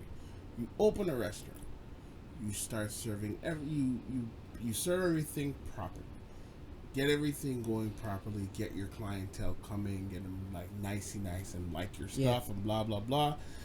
So you know that at first your costs are gonna be high because your food cost is gonna be high, your profits are gonna be somewhat marginal. But you know your food costs are going to be high because you need to get people the buzz going. After you got the buzz going and everybody loving your stuff and everything, you slowly start finding ways of cutting back on things to cut your food costs. And that's how every business works. They cut back their food costs in little ways that won't necessarily mess with that product they have, but it's going to somewhat change the flavor, but people are already used to it. Yeah. And they'll, even though they might be like, this doesn't taste the same, but they'll still order it, Like, they'll there's still ketchup eat on it, it. and they'll still keep coming back, and their food cost goes down and down and down, and the profits start going up and up and up. That's And how every business works. Here's where I'm going with this. My workplace is a funny thing because I actually get to see it. We have a warehouse for this shit. We order from said warehouse. If you're ordering a 12-pack of Schweppes fucking soda water, and it costs the same as the fucking 7-Up, you getting the soda water? I ain't gonna For lie. you know, I think for 7-Up might you be cheaper. guys, it costs the same because the warehouse is in your place, correct? So from Our department orders it from Yeah. us. There's other departments. yeah, So so we- the people that bring it to you guys, they It's a have a different set cost. raise, a cost, but you have to pay the warehouse. Yeah. So the warehouse looks at it, all right, it's the same price, but let's just say 7-Up costs. Let's say Coca. Is it what? Pepsi, right? Yeah, 7-Up? Pepsi. So let's say Pepsi's charging you guys, let's say $5 a case, right? Yeah. But they have the dirty water for $3 a case. You guys are gonna buy the $3 case and buy the Sprite for the kids that want Sprite or whatever want Sprite. Well, for your recipes now, like, oh shoot, sangria is selling. Instead of having the $5, just maybe with the dirty water for $3. Look at it. Also look at it like But this. you guys are still gonna pay your set rate for that. And this is what I'm trying to tell you. You're paying more for soda water because it's a 12 pack. Yeah, but here's the difference. Do you sell? But the way they look at it is, do they sell soda water to the clientele? No, people aren't coming there and buying soda water. So They're coming there and buying 7-Up. 7-Up is $1. They're making $24 off of each of the off of a 24 case. They're making $24 off of that, selling it $1. The 7-Up, the Schweppes, they're not making money off of that. So when they're buying it at $4 from the warehouse, they're buying $4. Yeah, I'm saying, but they're not selling this. No, I'm saying we don't sell 7-Up either. Oh, remember we have guns. We have pop guns. You never And takes like upstairs- half a can of soda water. So the casino doesn't sell it. The servers give it to them. It's complimentary in the casino. oh, okay. I know why they're doing it then. Yeah. No, I know why they're doing it because they're buying when you're doing your stuff. You're mixing with the cans, right? Mm-hmm. And with the 7-Up, they're mixing from the guns. There's no They're measurement. they're giving it from the guns. No, we have cans. We can order the cans because we have a special event coming up, right? This is what I'm trying to say. This is stupid. Okay, then your place makes no fucking sense. So Because like I'm trying to find out the logistics and saying that there's logistical because you see there's some sort logistical of- reason. Yeah, there's something. If they're gonna make more money off of the thing something by we're not selling that seeing. by can, and they're not because nowhere sells soda. Nobody buys soda water. Yo, okay, let me ask you a question. If you ask for a screwdriver and someone gives you orange fucking soda instead of orange juice, is it a screwdriver? I don't drink that, so I don't know. No, it's not. Thank you. Might as well That's add. sangria with soda water. It has a totally different taste. That's just and they're doing it with red wine. So like you have a red wine spritzer. It's not sangria. There's no fruits in this shit. You have a sangria with no fruits in it. And soda water. Yeah, I can taste the difference because I went to Dominican and I ordered sangria and I got it and I was like, this is dirty. Yeah, I brought it. I went right back to the bar and said, "What the fuck is this you you gave just me? get beer. This is and nasty." Rum. That's all you do. I get white wine. No, it's like you if you order sangria on a It's just resort, like you have to piss do it when in the morning time or the early evening when all the bartenders are there. Yeah. If you order a sangria, you get a proper sangria. After 12 o'clock, they have their shit bartenders that are at the one bar. Oh yeah. And you ain't Angry getting ass niggas. you at those times. Ask for a beer, ask for rum and coke. Don't ask for anything special because they don't know what the fuck they're doing. Yeah, I just hate how incompetent my workplace is. That honestly, we should really change that, but they ain't gonna listen to me because You're I black. had a meeting. I had a meeting. Yeah. I heard. So we're selling sangria. I looked at my supervisor and I'm like, Dad, what the fuck is this? This isn't sangria. But I'm like, you know what? If I argue right now, the bartenders are gonna be like, oh well, that's just how we do it. Because they've been doing it like that, which is fucking weird, but whatever. And the management's gonna be like, if you have a problem, the door's right there. So keep my mouth shut, let the case be incompetent, get the money I gotta get, and I'm a bounce. Well, we gotta start slowly shutting this down. Alright, we have a Alright. final topic. For a while. So the final topic is like we're just basically talking about new events, upcoming things. That's what should going on for anyone. What's going on? I think next week or in 2 weeks, Mhm. Fan Expo is gonna contact me to see if we got the media passes or not. That'd be nice. It's looking like a yes because I got on the list like Nice. the first day. Like the first day they opened it, I was on it. So looking like a yes. And plus too, we keep on bumping up content every day. So that's looking good. Do we have any? I don't think we have any more events with baby specs. I don't think No, so. dude, that's a ban list until I see some papers. So. Well, I gotta say this, yo. Shout out to Nick though. Now, Which one? OC, Dino for taking some nice photos today. So I can't lie, caught me off guard. I'm not gonna lie, I caught myself off guard.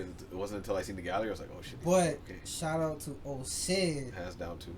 for his communication skills and using his bartending wits with the snow cones to lure the girls. I gotta give you that. I mean, every girl's asking about liquor, so I say, shit, we won't talk about liquor. My man's got the liquor Yeah. up. I was Voila. trying to be selfish. I'm not gonna lie. I tried to just clap the rum. I like it too much. At the beginning, you done said you wanted something. Now we're talking about shutting down. Yeah, I'm still waiting for my liquor. Like, what the fuck? There's supposed to be Yo, some when we leave, you get to the rest of the bottle. Okay. That's all you. You can take a little sip. Yeah, oh yeah, yo, fuck Oh. yeah. Yo, the bottle stay with me, yo, fuck I like, I wouldn't mind another sample. You know? Yeah, Let me get my wet, my chug. Oh, Shit is one fire. You thing should that's order gonna be that going on, August 15th and 19th, I'm gonna be down in Montreal for Otakuthon. It's an anime convention that happens down there, so I'm gonna be there for. I heard about it. Yeah, my first time. J-Rock, shout out to J-Rock North. They've been doing this for a number of years now, and every time when they ask me to go, shit goes wrong and I can't go. But this year, I haven't made no plans, no vacation stuff or whatever, so I'm going to be going down there. I already got my my Via Rail ticket.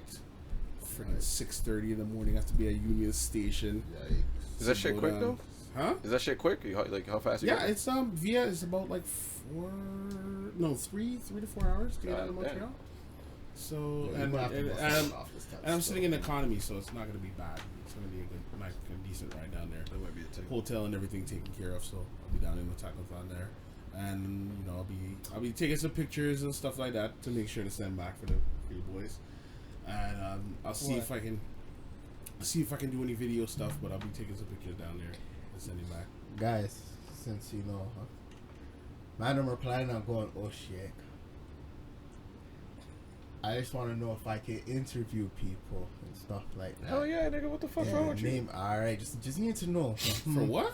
No, because we're gonna be at Oshiega.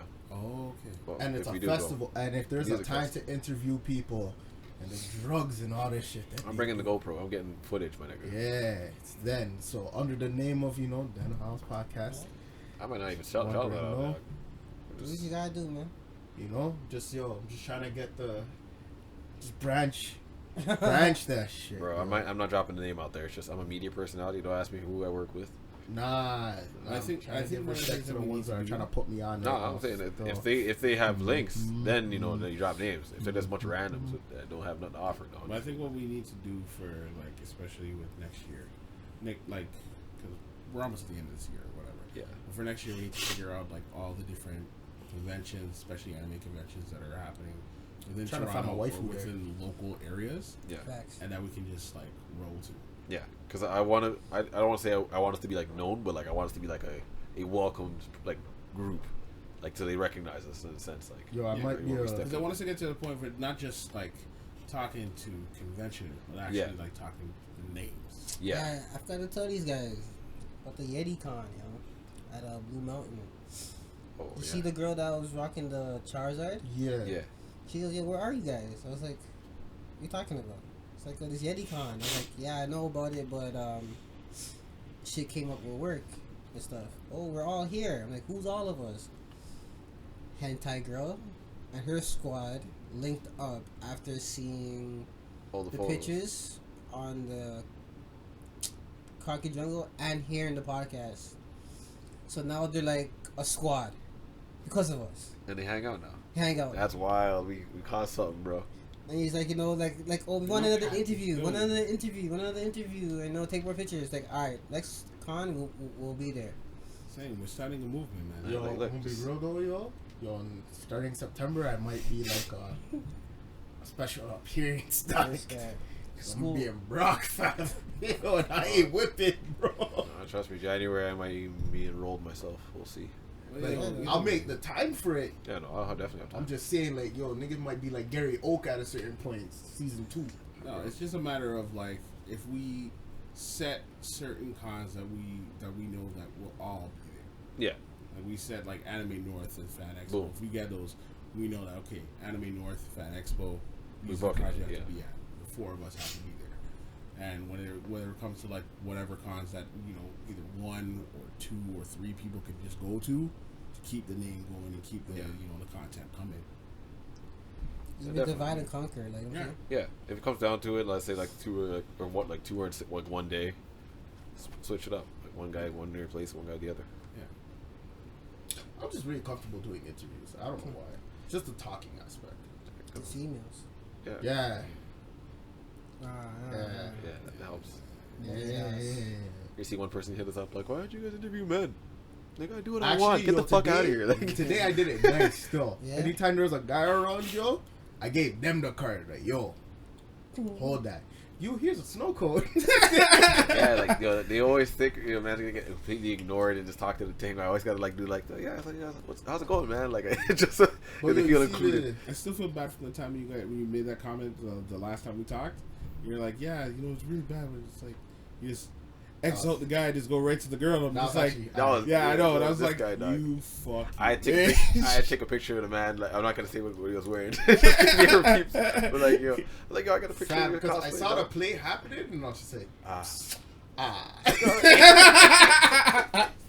I was like, yo, nah, this guy's gonna go feel salty. Nah, It's yo, like- you gotta show this guy some love. It's Bro. like the meme where it's like he has a happy face mask over his crying face. Like, it was like that. So I had to get like a picture of him in the cosplay. I'm like, yeah, just pose up, dog. But yo, I'm gonna be with the cosplay community soon, fam. They will see more, Oh, trust, bro. but it'll be these Nick, not Okay. thick Nick. These Nicks. You said it yourself. You're gonna come back bigger and better than ever, dog. It's like 1 year we gotta just go and just cosplay out.